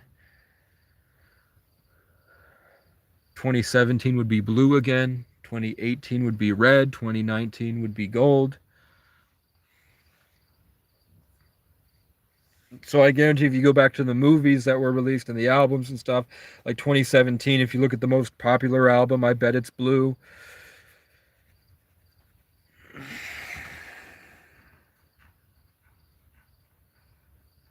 Because there's a system of creation. This looks like Africa, bro. Ah, Slovenia, Dobadisi, baba. The Seahawks won the NFL this year. That's incongruent, but it is Seahawk. And I moved into a place with a lot of hawks. Seahawk.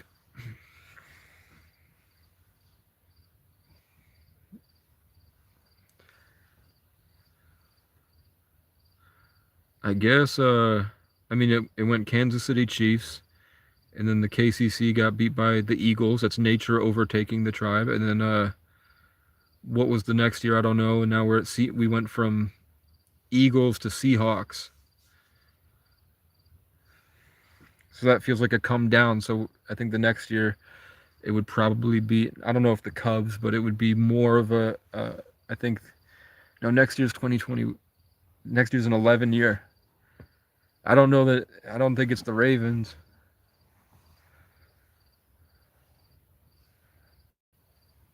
But the Super Bowl kicks off the next year.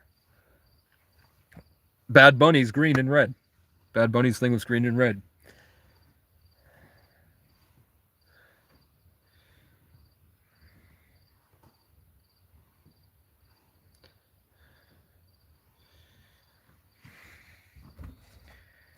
Drake's album did poorly because it was released a year too early. He should have given it another year, but he didn't because he's still trapped in power. He's not following it correctly. He's purposefully detrimenting. Kendrick followed it. He knew that the fiery Irish king would defeat the dragon in the year the dragon exposed him to be a pedophile. He literally said it. It was God's plan to show y'all the liar. Kendrick knew his position.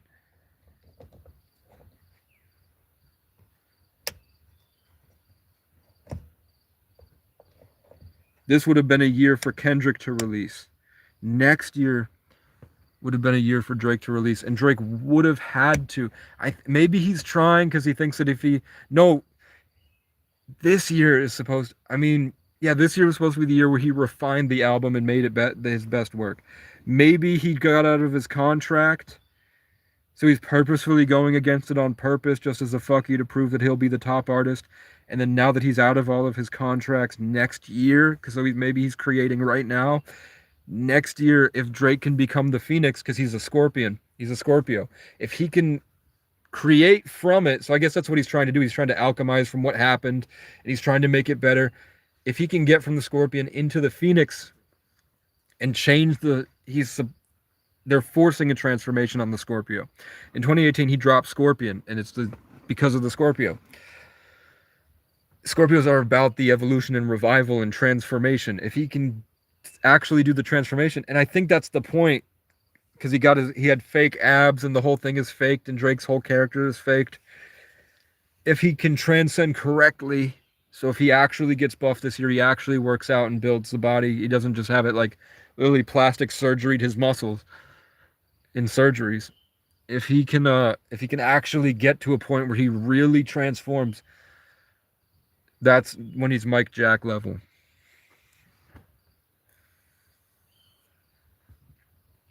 If he doesn't transform, he's fucked. And Kendrick doesn't need to transform. He's a Gemini. All he needs to do is just correctly understand the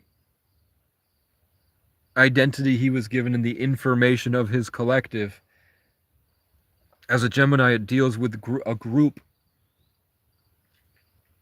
So the people that have entered Kendrick's life are teaching him about what he's supposed to be expressing. And if he can express that correctly on a massive scale, he will embody as a pocket the perfect thing. Drake has a much bigger mission than Kendrick, and I think he fucked up. Because Drake deals with the transformation of people.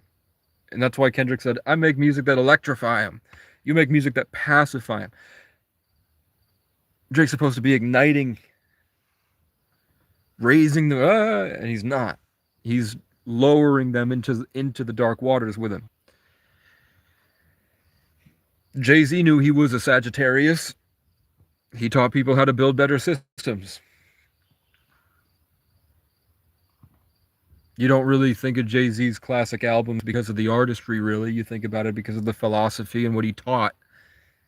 He's a Sag. But Geminis can condense in that little pocket dimension and make something perfect that helps a collective.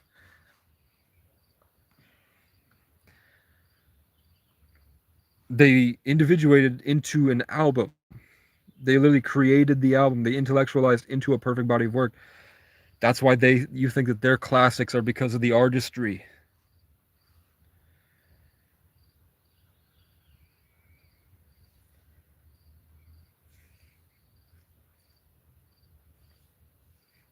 And technically, J. Cole would be famous because he exposed bullshit.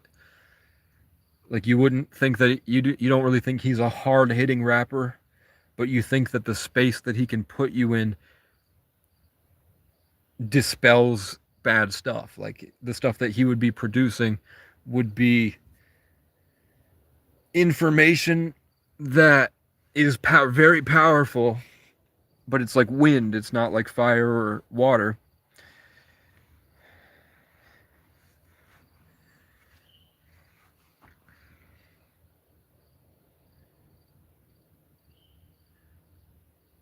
It's more about the space that he can hold himself up with.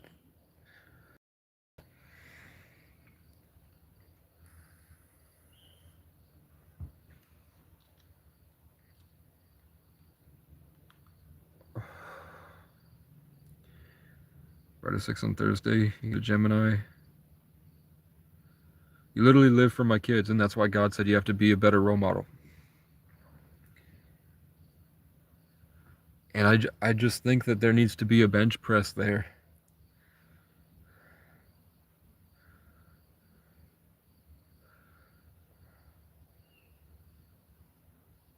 And a treadmill. But also was because they play sports, right? Like, they should maybe try to encourage them to, I don't know, encouraging them as a parent with kids, that often kind of is detrimental to them. Like, they should have to do it themselves. But I hope that in the future, Hayden gets excited to start sprinting up that hill every day.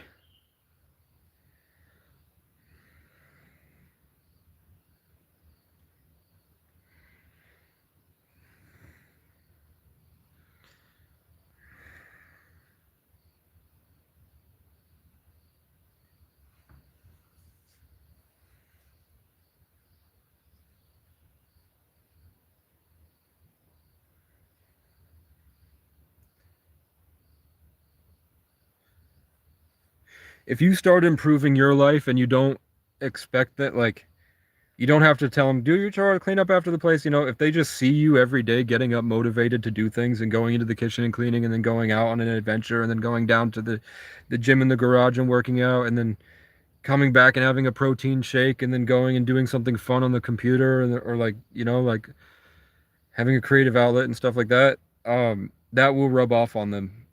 And they'll naturally want to clean the space. They actually want to keep the house clean. You don't really parenting mainly is what they witness you do, coming from somebody that grew up around a lot of different kids in DCF from a lot of different homes. Like I think if they just see you bettering your life, they'll naturally want to better theirs, and then you just give them the means to, and you don't really have to tell them.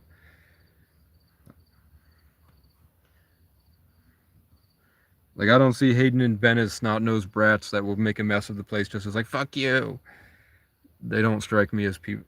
They seem like really good kids.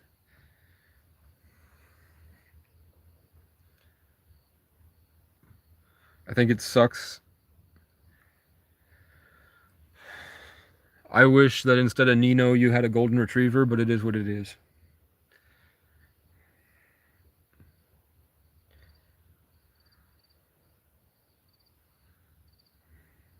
I don't know. It feels like when I talk to you about your life, I'm just throwing it in the trash, to be honest with you. But the bird went left saying, no, that's not the case. I don't know, man. Do you often feel inspired to make clothes, Heather? Like, what do you get inspired to do every day? You're always thinking, right? You're always stressed out about stuff. You're always thinking about tons of stuff. God has to be showing you something that you have to do at a time. Other than Walmart Spark. Ben won a citizenship award today for being friends and helping his classmates. That's dope. Ben is a leader, man. That's, I think, honestly,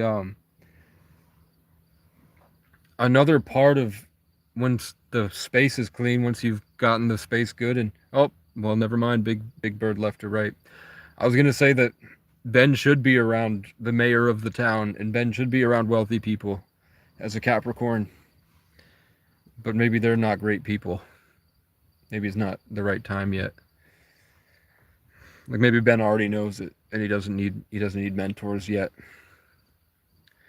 But maybe a martial arts teacher, maybe taking him into karate would be cool. Is Ben 12 now?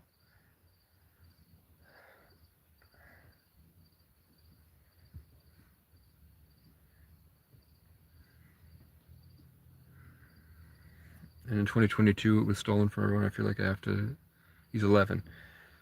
I used to create and make jewelry shells, clothes, and wooden signs, and in 2022, it was stolen from everyone. I feel like I have to learn how to get into V12 in December. December 26th, right? Or is it the 29th? Or is it the 19th? Or is Brian the 26th? I know Skinny Slimy Ethan is the 26th.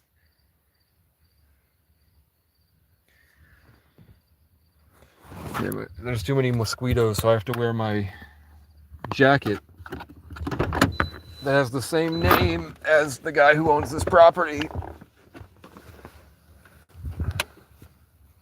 20. Oh, he's 20. Oh, okay. I kept hearing 11. 2014. So he's a horse. This is his year.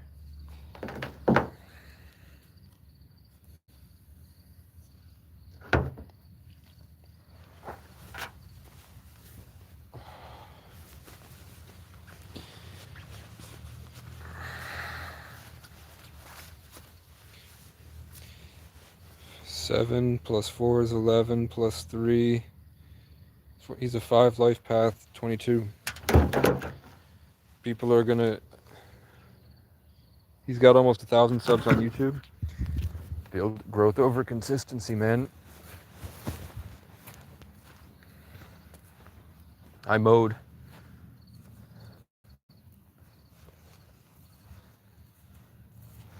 I at least did something today. And then tonight, shower, gym, rest.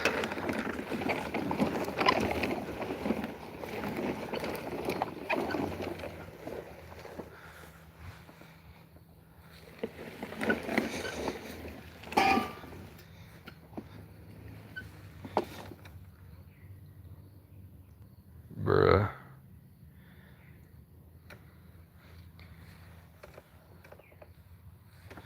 I don't know if it's gonna rain.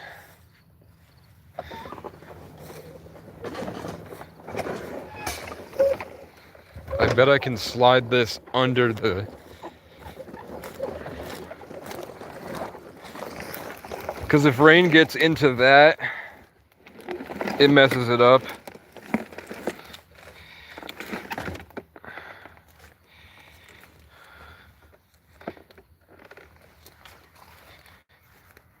There we go, that's protected.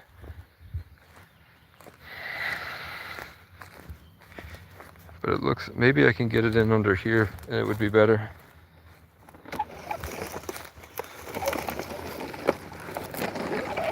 I don't have enough money. I need to get a gas can. I probably need a big gas can. Well, it's actually worse.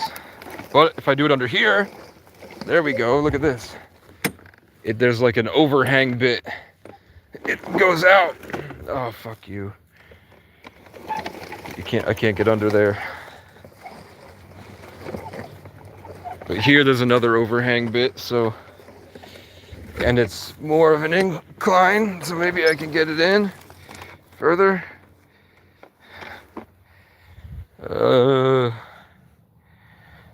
Still a bit off. Maybe I can get it in this way. Oh, fuck you. No, there's a jack there, so I can't.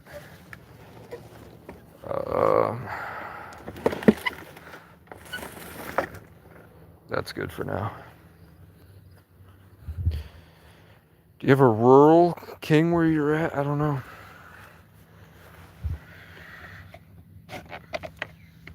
I don't know what is a rural king. Is that like a chain store? We have a Harbor Freight, and we have a Walmart. I'm gonna leave this out in case it rains. That's nice.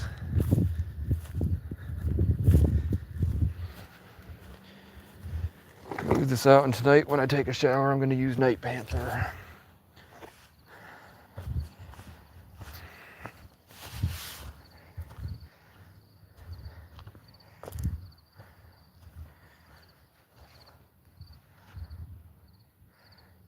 I don't know if I should even put rocks here. Now that I know how it feels when it's mowed, I'm not even sure if I should dig the ground up in the middle and put the patio stone. I'm thinking about putting stone in the middle right here, because there's already patches, like that stone right there. And there's already big exposed rocks like this. This is all one giant rock. So I was thinking of digging up the rest of this right here. This main big chunk of rock. And then adding more rocks around it to extend the sort of like, even if it's just to like right here, and filling in stone right here to make it still look a bit more natural, but then it's a place where people can sit, where the grass doesn't grow out of control and you get ticks. I just want to make sure the feng shui isn't disturbed.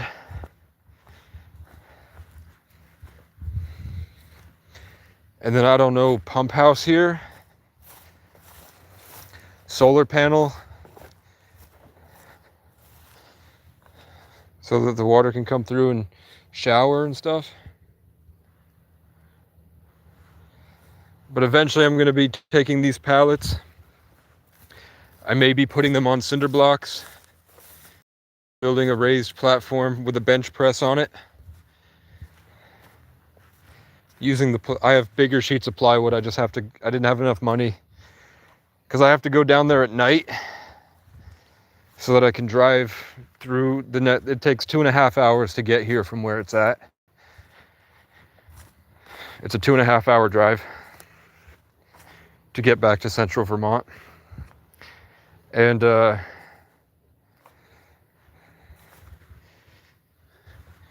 I have like 5 expensive sheets of plywood. Plywood's like $40 for a 4x8 sheet, maybe 45. That's a lot of money for me.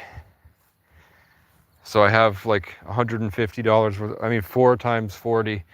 I have like, it's usually more than 40 here, so close to $200 worth of plywood sheets that I was going to use as my, this was going to be the first wagon. I was going to put hinges on these, and I have, where's my wheels?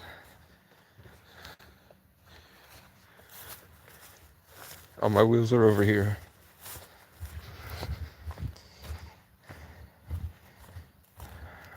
Somebody gave me these wheels, so I was going to linch pin on wheels so that when it's out, it's like this. Then the wheel goes in when it folds up and then back out, so that it could fold, the floor can fold on its sides to be carried like a suitcase or dragged behind you and folded up and put into vehicles.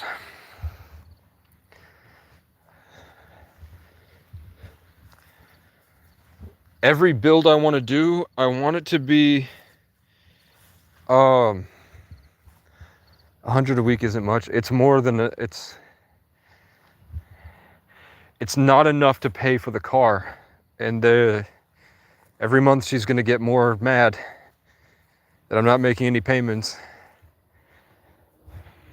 But to be fair, like, I had to get that lawnmower.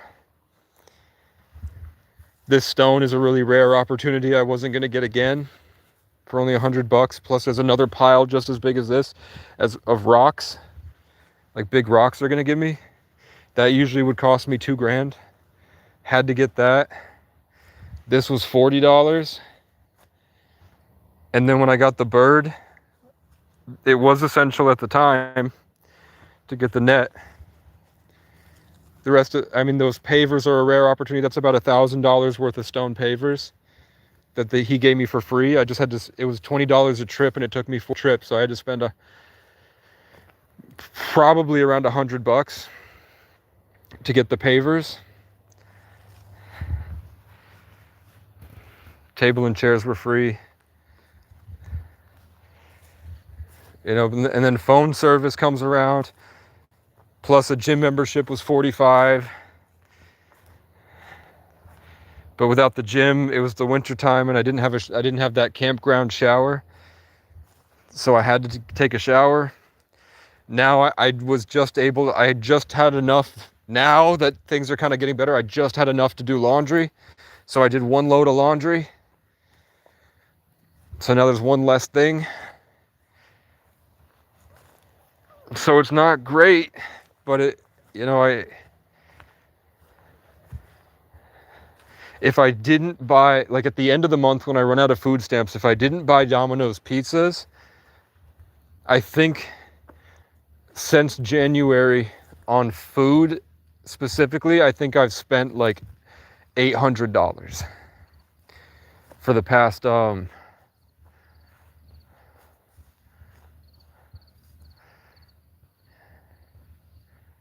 maybe not 800, maybe 400 on McDonald's and Domino's. Let's say 6 days a week, or 6 days a month. 6 days a month, I had to buy 1 meal of just like 2 McDoubles and a soda, or a Domino's pizza and a soda from Cumbies.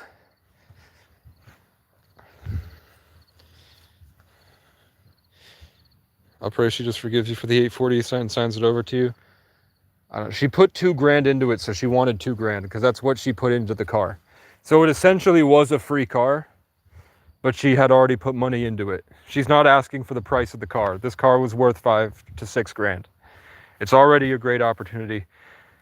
I don't want her to just forgive me. I'd like to pay, if I could, I'd give her $10,000, and then I would subtract money for not letting me do push-ups and play guitar in the basement and take a shower to improve my life, and I had to go back out into negative degrees. If they had just let me do push-ups down there, or even just let me sleep in the corner in like the room with the pipes, so I could wake up every morning and work out instead of wake up every morning and deal with bullshit every day.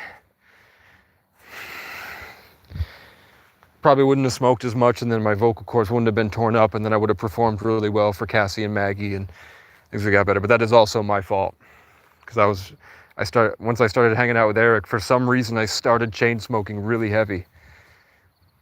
Like it was, when I hung out with her, there was like this, something transferred, and it just got really negative. I don't know if it's the devil or what, but it was like every time I went to bed, it was just the energy attacks of being ripped apart got a lot worse. And then every time I felt the energy attack of being pulled away from myself, they would message me.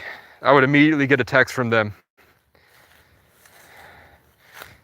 And I wouldn't say it was a great text. You know, it's like the hand that beats you feeds you. And if I just had a better life, it wouldn't have been so dramatic. But because of my situation, it was much worse for me. It felt a lot worse for me because I was out in the woods barely holding on. And then, you know, being stuck in the car and berated about my life choices. And I'm like, can't you see I'm fighting? We're going to pick up a wood stove so I can flip it. And then when I finally got everything I needed and I got a buyer lined up who was going to give me a lot of money for that wood stove, he goes, well, I don't really feel like helping you. And I did nothing to him. So then I got mad. And then he was like, he didn't see anything wrong with what he had said to me. So I just copied and pasted what he said to both of our boss. And she was pissed. And I was like, do you see how I feel now? Come on. Why was there all this added drama? So then I just made the drama out of control so that people could recognize that there shouldn't have been any drama at all.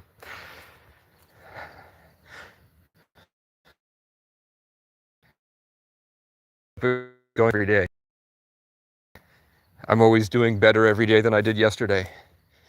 And then they pile more shit onto me, and then it kind of puts me down a little bit, but I still get up.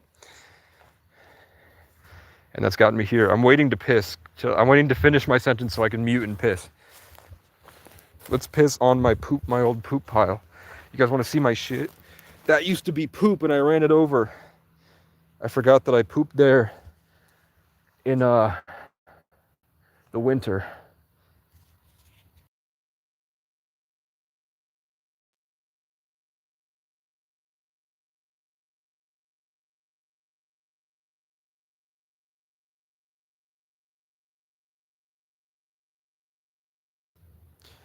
I've pissed.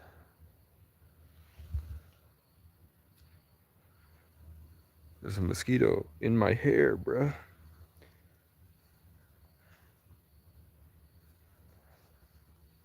They used to leave me alone.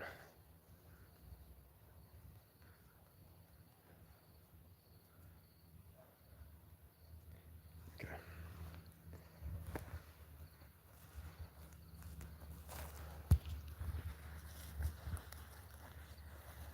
Eventually, I want to put solar string lights up there that I can turn off and on whenever I want. And then I want to put 2 bug zappers on this corner and then on the corner, on that corner.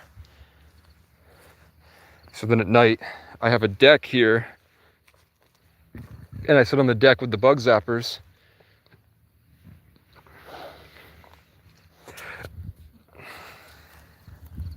Maybe take the shower out and install a sliding glass door. Would be cool. Take these windows out and put a bay window, because they don't plan on moving this ever. The wheels are fucked, the axle's fucked, the trailer is fucked, the shell is not intact, it's going to fall over. This isn't leaving. So maybe if I can get I've met a lot of carpenters recently. I'm looking, maybe they have extra tools that they could give me. And then I'll just redo the whole thing. Maybe put an extension out on the back here. Make the room bigger. Or maybe I just take it out and I have a guy who has a modular home business. Maybe he'll give me a deal with like $50 a month, rent to own.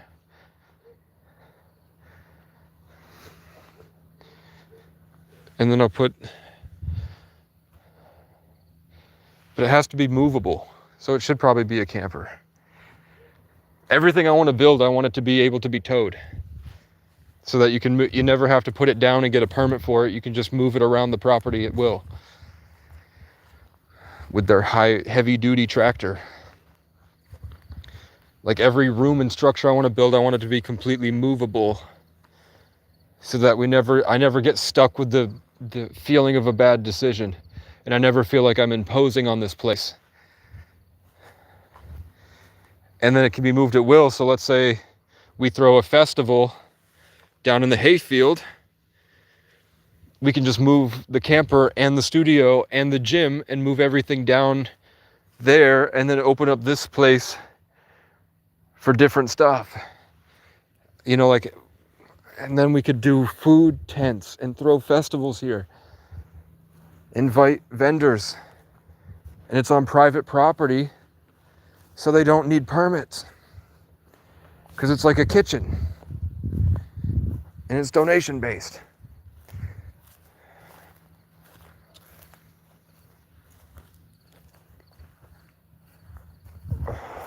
So I guess if I get a computer, if I can get a computer and I can download like Adobe Cloud on it, it's got to be a nice laptop.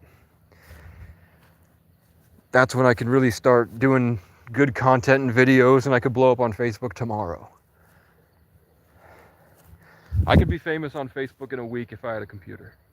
I could be famous on Facebook right now if I download CapCut, but I just don't know if I want that yet. Because everything changes. I'm doing it in stages. Maybe it's a trap. Like, do you know how quickly I could be killed if I had 100,000 subscribers and I start telling the truth about how white people act? Those people do not want to change. They're more interested in destroying the people that make them feel uncomfortable than they would be about changing. But so many people are lost. The whole Chud the Builder thing is really crazy. The fuck around and find out people are saying Chud is a hero and he didn't deserve what happened to him. And then months ago they were like, Alex Preddy fucked around and found out he should have been bothering people.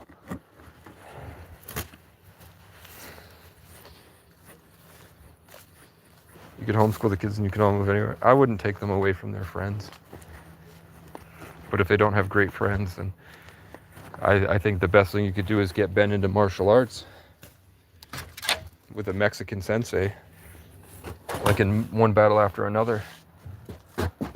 Look at all these chips they gave me. And then on Wednesday morning, they're going to give me hundreds more protein bars and chips because nobody eats them and they get way too much every week.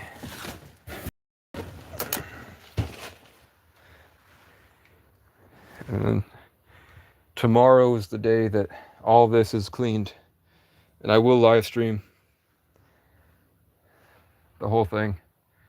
You can see there's my to-do list. Build gym is up there, Dolly. Oh, let's look at this. This is why I do what I do. Look. I have a Dolly now. I don't know where my marker went. And then I took the paper towels outside so I could wipe this sock. I have a Dolly now.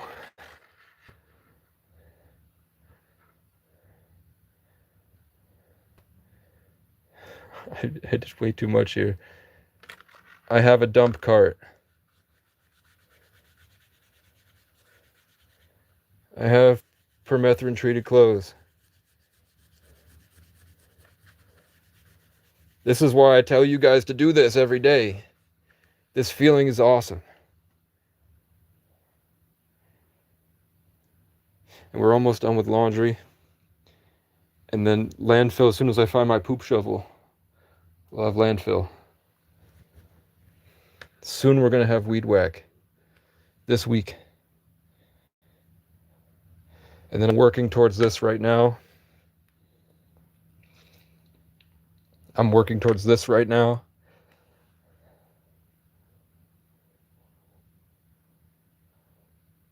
Tupperware and super glue roof, that's going to be difficult. I'm going to need something bigger I have to disassemble the antenna up there.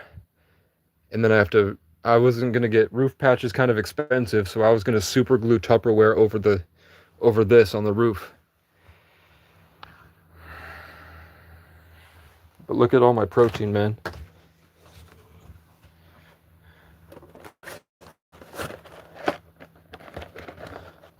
$14 times 15 grams of protein in every box, which is still nowhere close to what I need if I were to actually start bodybuilding again.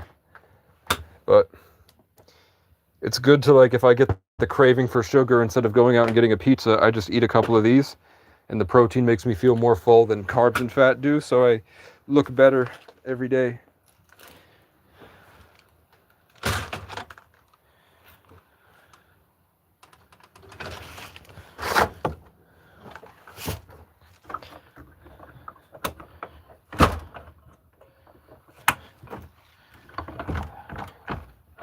I would be the best governor this state has ever had.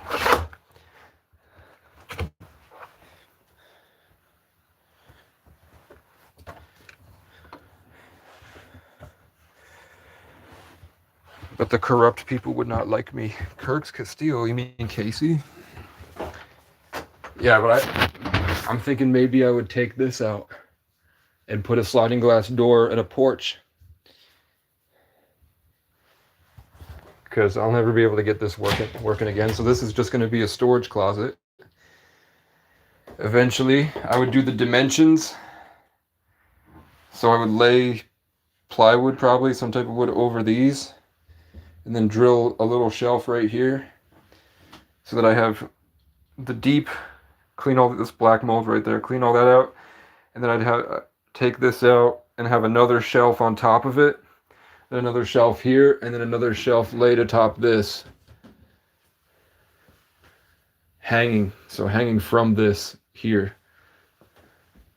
Or I probably would unscrew these and hang the shelf, hang it, just to put, like, not heavy stuff. And I finally got this going. But you can see I got a lot of shit, bro. I got a lot. That's all laundry I gotta do. And it's all on the floor down there too. It's just a lot of money. Laundry's really expensive. I did this blanket. I still have to do all these blankets. That's just gonna go here. Socks can go in the dirty laundry. And I'm only not hanging that up because I'm holding the phone. Tomorrow I will. And because I'm not going to bed tonight, I'm going to the gym. I'm not going to leave the phone and the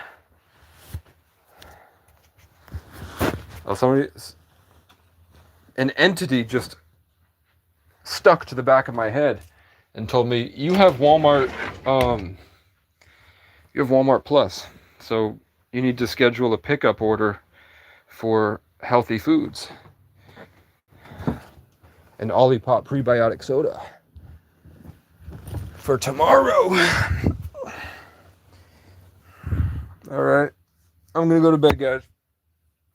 If I go to bed, I'm gonna watch YouTube and queso, and then I'm gonna go to the gym, and then I should go live tomorrow to clean the camper. And I have to get a pallet. So that's going to be my day tomorrow. That's going to be the last of my money too, is getting gas to go down to pick up that stuff. And then bring it back here. But it'll be heavy, it'll be a big bunch of stones. I won't get all of it, but then maybe Sunday I could talk to my new friend Sonny, who has a truck, and he might be able to help me. So that's what I'm going to do. Goodbye. Do better for yourselves, bitches. Thank you. 4 hours and 30 minutes.